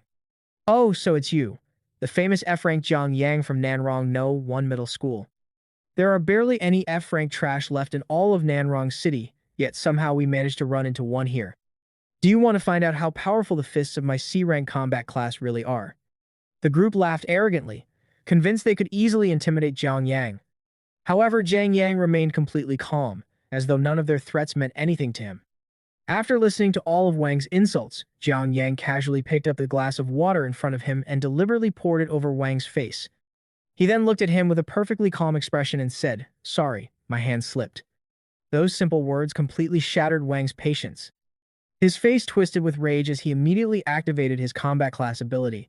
His arm rapidly transformed while he roared, "You actually dared to splash water on me? I'll smash your face." Seeing Wang charge forward, Jiang Yang's sister turned pale with fear. "Brother, watch out." Just as Wang's transformed fist was about to land, someone suddenly appeared between them. A powerful hand seized Wang's arm with such overwhelming strength that he couldn't move even an inch. An angry voice echoed throughout the restaurant. "Wang Jie, what the hell are you doing?" Wang froze the moment he recognized the newcomer. His expression changed instantly. "Brother Tao, why are you here?" Jiang Yang recognized him as well. It was Lu Tao, a B-rank combat class powerhouse and one of the strongest students capable of ranking within the top 50 of Nanrong No. 7 Middle School. Thinking Lu Tao to come to support him, Wang hurriedly explained, "Brother Tao, I'm just teaching this F-rank trash from Nanrong No. 1 Middle School a lesson. Don't worry, I'll make him understand his place." Before Wang could finish speaking, Lu Tao violently shoved him backward, sending him stumbling several steps away. Then he shouted with murderous intent, "You dare raise your hand against Brother Jiang? Do you have a death wish?" Wang was completely stunned. He stared at Lu Tao in disbelief before hurriedly saying, "Brother Tao, you must be mistaken. He's just an F-rank trash from Nanrong No. 1 Middle School." At that moment, another calm voice came from behind them. "He's not mistaken. If I had arrived even a little later, your hand would already be crippled." Everyone turned toward the entrance, and their expressions changed instantly. The moment Wang and his companions recognized the newcomer, they were so shocked that they nearly stopped breathing. "Young Master Lu." Wang's heart pounded wildly. Lu Yuan, the S-rank combat class genius and one of the top 3 students of Nanrong No. 7 Middle School. Why is he here? Meanwhile, Jiang Yang simply looked at him and smiled. "What a coincidence." Lu Yuan frowned slightly before replying, "Don't call me by my real name like that." Hearing such a casual conversation left Wang and all of his companions completely dumbfounded. They stared at Jiang Yang in utter disbelief. The person they had mocked as worthless was speaking to the young master of the Lu family as though they were close friends. Jiang Yang then glanced at Wang and the others before calmly saying, "It seems the students of your No. 7 Academy were never taught proper manners." The moment those words were spoken, Wang and his companions felt a chill run down their spines. They could no longer understand what was happening. The F-rank student they had looked down upon was speaking fearlessly in front of Lu Yuan, while Lu Tao was openly protecting him. Their hearts filled with confusion and fear as they silently wondered, what exactly is going on here? Even after everything that had happened, Wang still couldn't understand it. He's just an F-rank nobody. How is he talking to an S-rank powerhouse like they're old friends? Who is this guy? The more he thought about it, the more confused and frustrated he became. Jiang Yang, however, couldn't have cared less. Looking at the group with complete indifference, he said calmly, "Whatever. I don't have the energy to waste on you. Apologize to the waitress, then get out of my sight." The instant those words left his mouth, all 3 of them immediately lowered their heads and answered, "Yes, Boss Jiang." Without hesitation, they rushed over to the waitress, bowed deeply, and sincerely apologized. "We're truly sorry. Please forgive us for causing such a disturbance." The waitress simply smiled and replied, "It's all right. Just remember to make a reservation next time." Completely embarrassed, the 3 men turned around and fled from the restaurant as fast as they could. Watching them disappear, the waitress smiled to herself. Judging by the look on their faces, I doubt they'll ever come back here again. Once the awkward situation had finally ended, Lu Yuan smiled at Jiang Yang and said, "Fancy meeting you here. But I'd be much happier if we met during the city's college entrance exam finals." Jiang Yang answered without missing a beat, "Then you'd better work hard. If you can't even make it to the finals, how are you supposed to face me?" His confident response only ignited Lu Yuan's competitive spirit even further. Grinning, he pointed at Jiang Yang and declared, "Just wait until the finals. We'll see who's the one that doesn't make the cut." Hearing the challenge, Jiang Yang smiled to himself. Although Lu Yuan was his rival, he wasn't a bad person at all. Rather than holding any resentment, Jiang Yang respected his determination and fighting spirit. Just then, the waitress returned to their table with a warm smile. "Sorry for the wait. Here's your premium chuck roll set." One dish after another was carefully placed on the table until it was completely covered with an incredible assortment of beautifully prepared, high-quality food. Seeing the feast before him, Jiang Yang smiled in satisfaction. Across the table, Xiao Yao's eyes sparkled with excitement as she admired the luxurious meal. Just hearing the names of these dishes is making my mouth water. These are the ridiculously expensive ingredients I've only ever seen on social media. This is unbelievable. Back when I was a lab rat in my previous life, I never had the chance to taste anything like this. Freedom is amazing. I'm so lucky to have a big brother who treats me to food like this. She happily enjoyed every bite, unable to hide her excitement. At that moment, the expressions on Jiang Yang's and Xiao Yao's faces were nearly identical. Both wore satisfied smiles as they enjoyed the delicious meal together.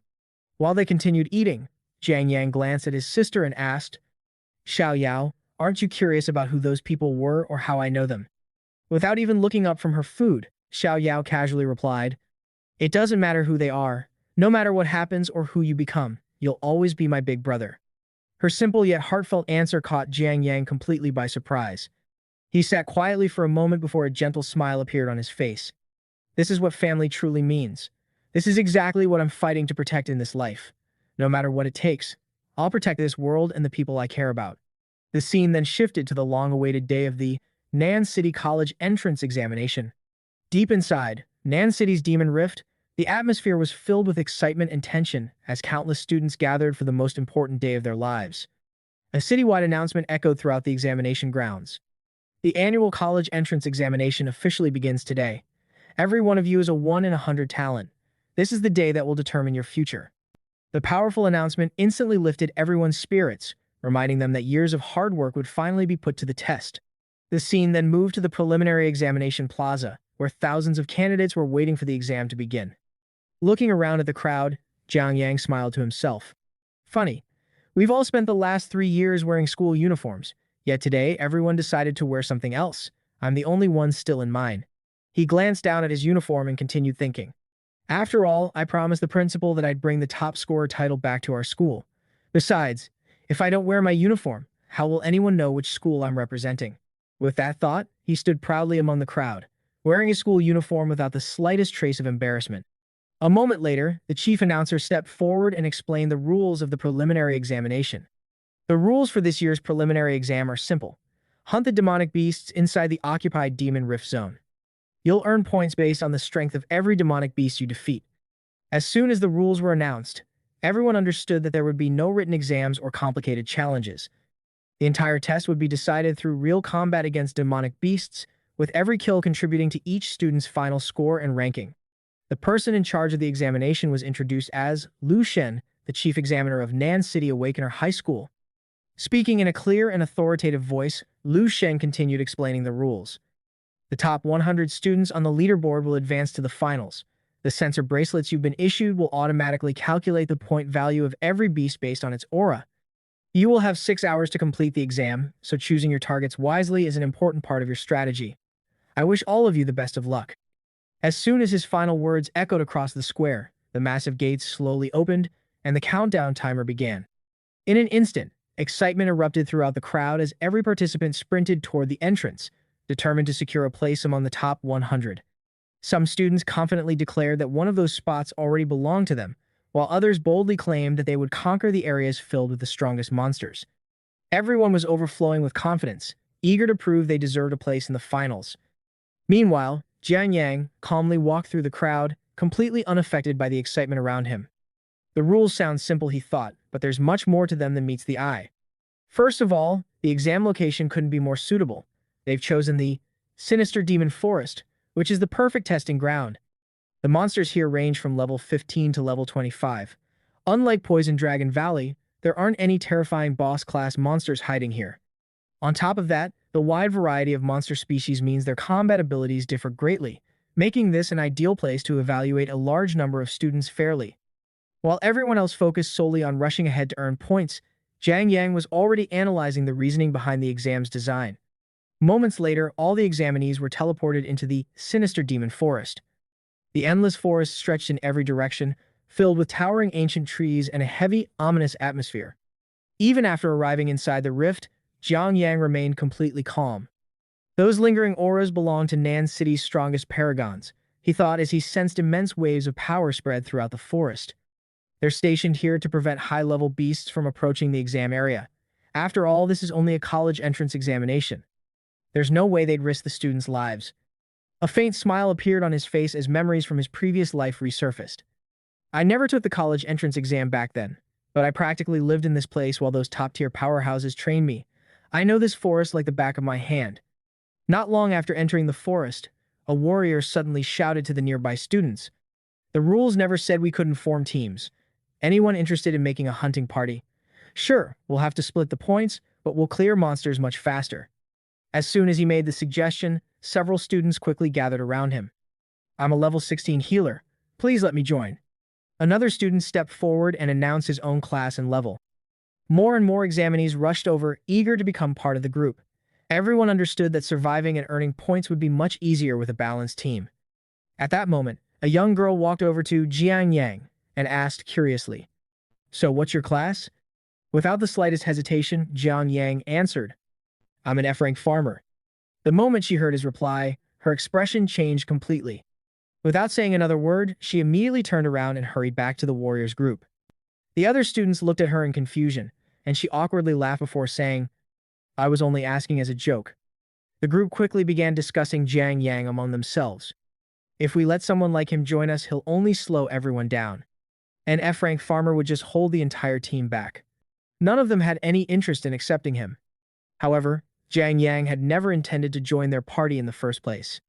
Completely ignoring their comments, he calmly walked past them and continued deeper into the forest. As he followed the mountain trail, a faint smile appeared on his face. Being an F-rank really does make people look down on you. Honestly, I'm getting used to it. Besides, shocking everyone after they underestimate me has always been my specialty. His confidence never wavered for even a moment. Reaching the bottom of the slope, Jiang Yang slowly drew his sword from its sheath. His eyes burned with determination as he looked straight ahead and declared, "The name Jiang Yang will become legendary in this examination." The scene then shifted to the Nan City College entrance exam observation room, where principals from every academy had gathered to watch their students compete in real time. Massive screens displayed the battlefield, while a live leaderboard continuously updated each participant's score. Watching the competition with excitement, the principal of Third High School smiled and said, "I can't wait to see how intense today's competition becomes. The gap between first and second place has been incredibly small over the past few years." Sitting nearby, the principal of 7th High School replied proudly, "Our school produced 4 S-rank prodigies this year. I'm afraid the city's top scorer will once again come from 7th High." Hearing his boast, First High School's principal responded with a calm but confident smile. "You may have an A-rank class yourself, but I don't see you being any stronger than I am. Judging someone's potential solely by their class rank is the act of a fool." The principal of 7th High laughed dismissively before replying, "Are you talking about that F-rank trash from your school? The one who somehow managed to stay at the top in both academics and combat for 3 straight years? Don't tell me you actually believe he can become this year's top scorer." Before First High's principal could answer, the principal of Third High nodded in agreement. "That's right. Class rank isn't everything, but an F rank doesn't even deserve to be mentioned alongside the rest." Those words instantly infuriated Jiang Yang's principal. Slamming his hand onto the table, he shouted, "That's complete nonsense, and you know it. That student of mine broke multiple records at the novice training base. He's going to leave all of you speechless. Just wait and see." Despite his confidence, the other 2 principals simply laughed even harder. Neither of them took his words seriously and continued mocking both Jiang Yang and First High School without the slightest concern. However, only moments later, something completely unexpected happened. The leaderboard suddenly refreshed. The entire observation room fell silent. Every principal stared at the giant screen in complete disbelief. Seeing the updated rankings, Jiang Yang's principal couldn't hide his excitement. "You're incredible, you little brat." Meanwhile, the other 2 principals could only stare at the leaderboard in shock. How? How is an F-rank student capable of something like this? They couldn't believe what they were seeing. The camera focused on the leaderboard, where Jiang Yang had already accumulated 36 points, placing him firmly in first place. The scene then returned to Jiang Yang, who stood calmly beside the massive corpse of a defeated monster as he pulled his sword from the beast's body. Smiling to himself, he said, "Now that's some good luck, finding a level 20 beast the moment the exam starts." He looked ahead and spotted 3 more monsters waiting in his path. Without the slightest trace of fear, he raised his sword once more, smiled confidently, and declared, "Looks like I'll be gladly accepting the points from you 3 as well." After spotting the monsters standing directly in front of him, Jiang was visibly startled. Carefully observing them, he thought to himself, "Black-striped demon tigers. These are among the fiercest predators in the sinister demon forest. It's a shame we're not allowed to collect materials from the monsters we defeat during the exam. What a waste." The next instant, the entire pack charged toward him, intent on tearing him to pieces. Instead of retreating, Jiang calmly stepped forward with his sword in hand and said, "For an ordinary student, taking on an entire pack of these monsters would be no different from fighting a top-tier boss alone. It's practically suicide. But for me, they're nothing more than cannon fodder." After all, even the wealthiest families in Nan City would struggle to obtain equipment like the cyan steel sword and the Kirin skin trench coat. Without another moment of hesitation, Jiang dashed forward at incredible speed. In one swift motion, he sliced past a black-striped demon tiger. Before the beast even realized what had happened, it collapsed to the ground, already dead. A notification immediately appeared, rewarding him with 900 XP, while his exam bracelet awarded him 36 points. However, the battle was far from over. Watching one of their own fall, another demon tiger instantly activated its special ability. Its body rapidly transformed as its skin changed, making it appear even more terrifying and significantly stronger than before. The moment Jiang witnessed the transformation, a confident smile spread across his face. "So, you're activating a skill? You just made this easier for me." Activate skill, modify. As soon as he used his modification ability, Jiang snapped his fingers. Instantly, the black-striped demon tiger was affected by the skill. Its ability was altered, reducing its agility by 15% while greatly weakening its strength. The sudden debuff completely caught the beast off guard, leaving it unable to react. Jiang gave it no chance to recover. He rushed forward and brought his sword down in a single clean slash, killing the monster instantly. As the beast fell, he calmly remarked, "The moment you realize your own skill is no longer strengthening you, you're left completely exposed to a fatal attack." Just like before, defeating the monster rewarded him with another 900 XP, and his bracelet granted him an additional 36 points. Witnessing the deaths of its companions, the third and final black-striped demon tiger immediately understood it had no chance of winning. Fear overtook the beast, and it turned around to flee for its life. Watching it run away, Jiang smiled. "So, you finally realized you need to escape. Unfortunately, it's already too late. You're still going to die." The moment those words left his mouth, he hurled his sword with perfect precision. The blade shot through the air like a bolt of lightning and pierced the fleeing monster, killing it instantly. Jiang received the experience points and bracelet points for the final kill. After retrieving his sword, he calmly wiped the blood from its blade before declaring, "I need to venture even deeper into the forest. My goal was never simply to finish in first place. I'm here to become a legend in this examination." The scene then shifted to the live leaderboard, where every participant's ranking was displayed in real time. Rank 1. Jiang, 108 points. Rank 2. Lu Fang, 73 points. Rank 3. Lu Yuan, 69 points. One of the students staring at the rankings couldn't believe his eyes. How the hell did an F-rank piece of trash make it into the top 10? And he actually has the nerve to rank above our boss, Lu Yang. The scene then introduced the student speaking. He was Xiao Jiao, a student from 3rd high school. Standing beside him were a pair of twin brothers who clearly admired Lu Yang. Filled with confidence, one of them declared, "Boss Lu Yang is an S-rank sword saint. There's no way he'd lose to some F-rank loser." The other twin nodded in agreement. "Exactly. That F-rank trash must be cheating somehow." After hearing them, Xiao Jiao let out a cold smile. "If that brat wants to play dirty, then let's show him how it's really done." The twins immediately realized that Xiao Jiao already had a plan. With excited expressions, they replied, "Looks like you've already thought of something." Then they confidently declared, "This year's top scorer will definitely be boss Lu Yang from 3rd high school. No one else stands a chance." The scene shifted back to Jiang, who was engaged in a fierce battle against a massive monster deep within the forest. After an intense fight, he finally struck the creature down. As the monster crashed to the ground, Jiang frowned slightly. "This is strange. The deeper I travel into the forest, the fewer powerful monsters I'm encountering." A moment later, his bracelet awarded him additional points and experience for the kill. Just then, the sound of slow applause echoed through the forest. Someone had been watching the entire battle. A mysterious voice praised him. "Incredible. Just as expected from the person holding the number 1 rank." Hearing the unexpected praise, Jiang immediately became alert and turned toward the source of the voice. "Who's there?" he asked. A few moments later, Xiao Jiao and the twin brothers stepped out from behind the trees, revealing themselves. With friendly smiles on their faces, Xiao Jiao spoke first. "Hello, Boss Jiang Yan. We're students from 3rd High School, and we were hoping to team up with you. Would you be interested in working together?" Without the slightest hesitation, Jiang turned around and began walking away. Without even glancing back, he replied coldly, "I'm not interested."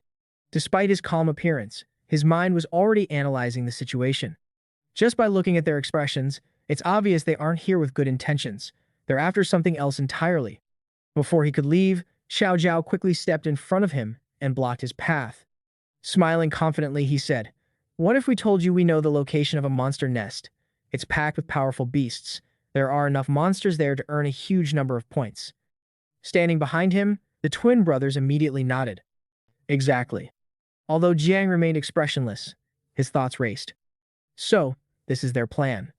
Out of tens of thousands of students taking the exam, they specifically searched for me and dangled bait they knew I couldn't ignore. This trap is so obvious it's almost amusing. High school students really are inexperienced. A faint smile appeared on his face. "If you want to play dirty with me, I'll return the favor tenfold." The next instant, Jiang completely changed his expression, pretending he had fallen for their scheme. His eyes lit up with excitement as he eagerly asked, "Really? You actually found a monster nest? I've been wandering around forever trying to find a decent group of monsters." Seeing his reaction, Xiao Jiao secretly smiled to himself. He swallowed the bait. "If you think you can steal first place from Boss Liu Yang, we'll send you straight to hell." Maintaining his friendly act, Xiao Jiao enthusiastically replied, "Of course it's real. Come with us. We'd better hurry before someone else discovers it." As the group ventured deeper into the forest, Xiao Jiao continued thinking to himself, "We'll lure him to the middle of nowhere and beat him until he can't continue the exam. That way, he won't interfere with Boss Liu Yang's first-place finish. Besides, Boss Liu Yang's father is paying us a fortune for this." At that moment, the story flashed back to an earlier conversation. A mysterious man had assigned Xiao Jiao and the twins their mission: do whatever it takes to eliminate anyone who threatens Liu Yang's ranking. In return, I'll make sure all of you receive guaranteed military enlistment. You're only B rank and C rank classes. You should understand better than anyone that a military career offers a much brighter future than wasting your lives at an ordinary university. The scene returned to the present. Recalling those words, Xiao Jiao thought, I assumed the only people capable of threatening Boss Liu Yang would be the other S-rank prodigies. I never expected an F-rank nobody to climb all the way to first place. Once we get rid of this trash, our tickets into the military are guaranteed. After walking for a while, Jiang looked ahead and calmly said, "It really does seem like there's a monster nest up ahead." As he began walking toward the monsters, the twin brothers suddenly panicked. "Wait, keep him away from those monsters." Realizing this was the perfect opportunity, Xiao Jiao and both twins immediately drew their weapons. "We're completely isolated out here," they thought. "This is the perfect place to attack." One of the twins charged forward with a heavy club, preparing to strike Jiang from behind. Before he could land the blow, however, a gigantic monster suddenly descended from the sky and snatched him away. It was a level 25 blue-winged vulture. A split second later, the monster hurled the twin violently back to the ground, leaving him severely injured. Watching the unexpected scene unfold, Xiao Jiao's face turned pale. What is a monster like that doing this deep in the forest? Don't tell me. That bastard is smiling. We walked straight into his trap. Meanwhile, Jiang remained completely composed. I wasn't lying when I said I know the sinister demon forest well. Blue-winged vultures are simply too rare, so I never bothered searching for them before. But right now, they're exactly what I need. Hearing those words, Xiao Jiao could no longer stay calm. You knew there was a sub-boss level monster hiding here all along, didn't you? Jiang looked at him with an icy, emotionless expression before replying. Weren't you the ones who wanted to play dirty? I'm simply returning the favor. Zhou prepared to launch an all-out attack, his fury reaching its limit as he shouted, You knew everything from the very beginning. You were playing with us this whole time. Hearing that, Jiang replied without the slightest pause. Yeah, I did. So what? Did you really think I'd be an easy target just because I'm an F rank? Calmly drawing his sword, his expression remained completely composed. Pointing the blade toward them, he said, Too bad you chose the wrong person to mess with. On the other side, Xiao rushed forward with a furious roar. Don't get so full of yourself, you worthless F-rank trash. At the same time, He activated one of his skills and unleashed a relentless storm of slashes from every direction, hoping to overwhelm Jiang. "I'll slice you into pieces," he yelled as his attacks closed in. Jiang didn't need any fancy technique. With a single effortless swing of his sword, he shattered Xiao's weapon into countless fragments without breaking a sweat. Raising his blade once more, he said, "You're nowhere near my level." The difference in strength was overwhelming. Xiao was left gravely wounded after that single exchange. He collapsed to the ground, coughing up blood as disbelief filled his mind. How is this possible? He thought. He's supposed to have the weakest F-rank class. His shock quickly turned into fear. Students die during the entrance exams every year. He's really going to kill me. Xiao stood frozen as Jiang calmly stored his sword away. Instead of delivering the finishing blow, Jiang slowly walked over and said, "I'm not like people such as you. Besides, trash like you isn't even worth killing." Those words hurt Zhou even more than the battle itself.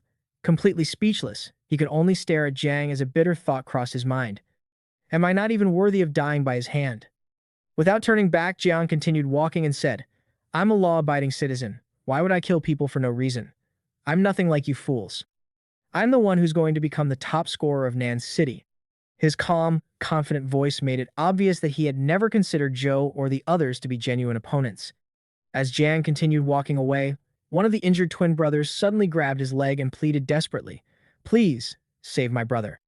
Jiang looked up and saw the other twin trapped in the claws of a gigantic eagle, struggling and shouting, "Let me go, you monster." The injured brother's eyes were filled with regret as he begged once again. "We were wrong. We never should have tried to hurt you. Please, save my little brother." Hearing those words, Jiang paused for a brief moment. His expression softened slightly before he bent down, picked up a small stone and said, "I have a younger sister too. I'll do this for her sake. And while you're watching, remember this. This is the true difference between us." The instant he threw the stone, it shot through the air like a bullet. In the next moment, the giant eagle crashed to the ground, dead before it even realized what had happened. As the system notifications appeared, Jiang earned 1,500 experience points along with 50 status points for defeating a level 25 beast. After the younger twin landed safely on the ground, he stared at Jiang in complete disbelief before shouting angrily, "How is this guy completely unharmed?" Assuming the worst, he thought, "Did my brother and the boss not even fight him? Fine, then I'll deal with him myself."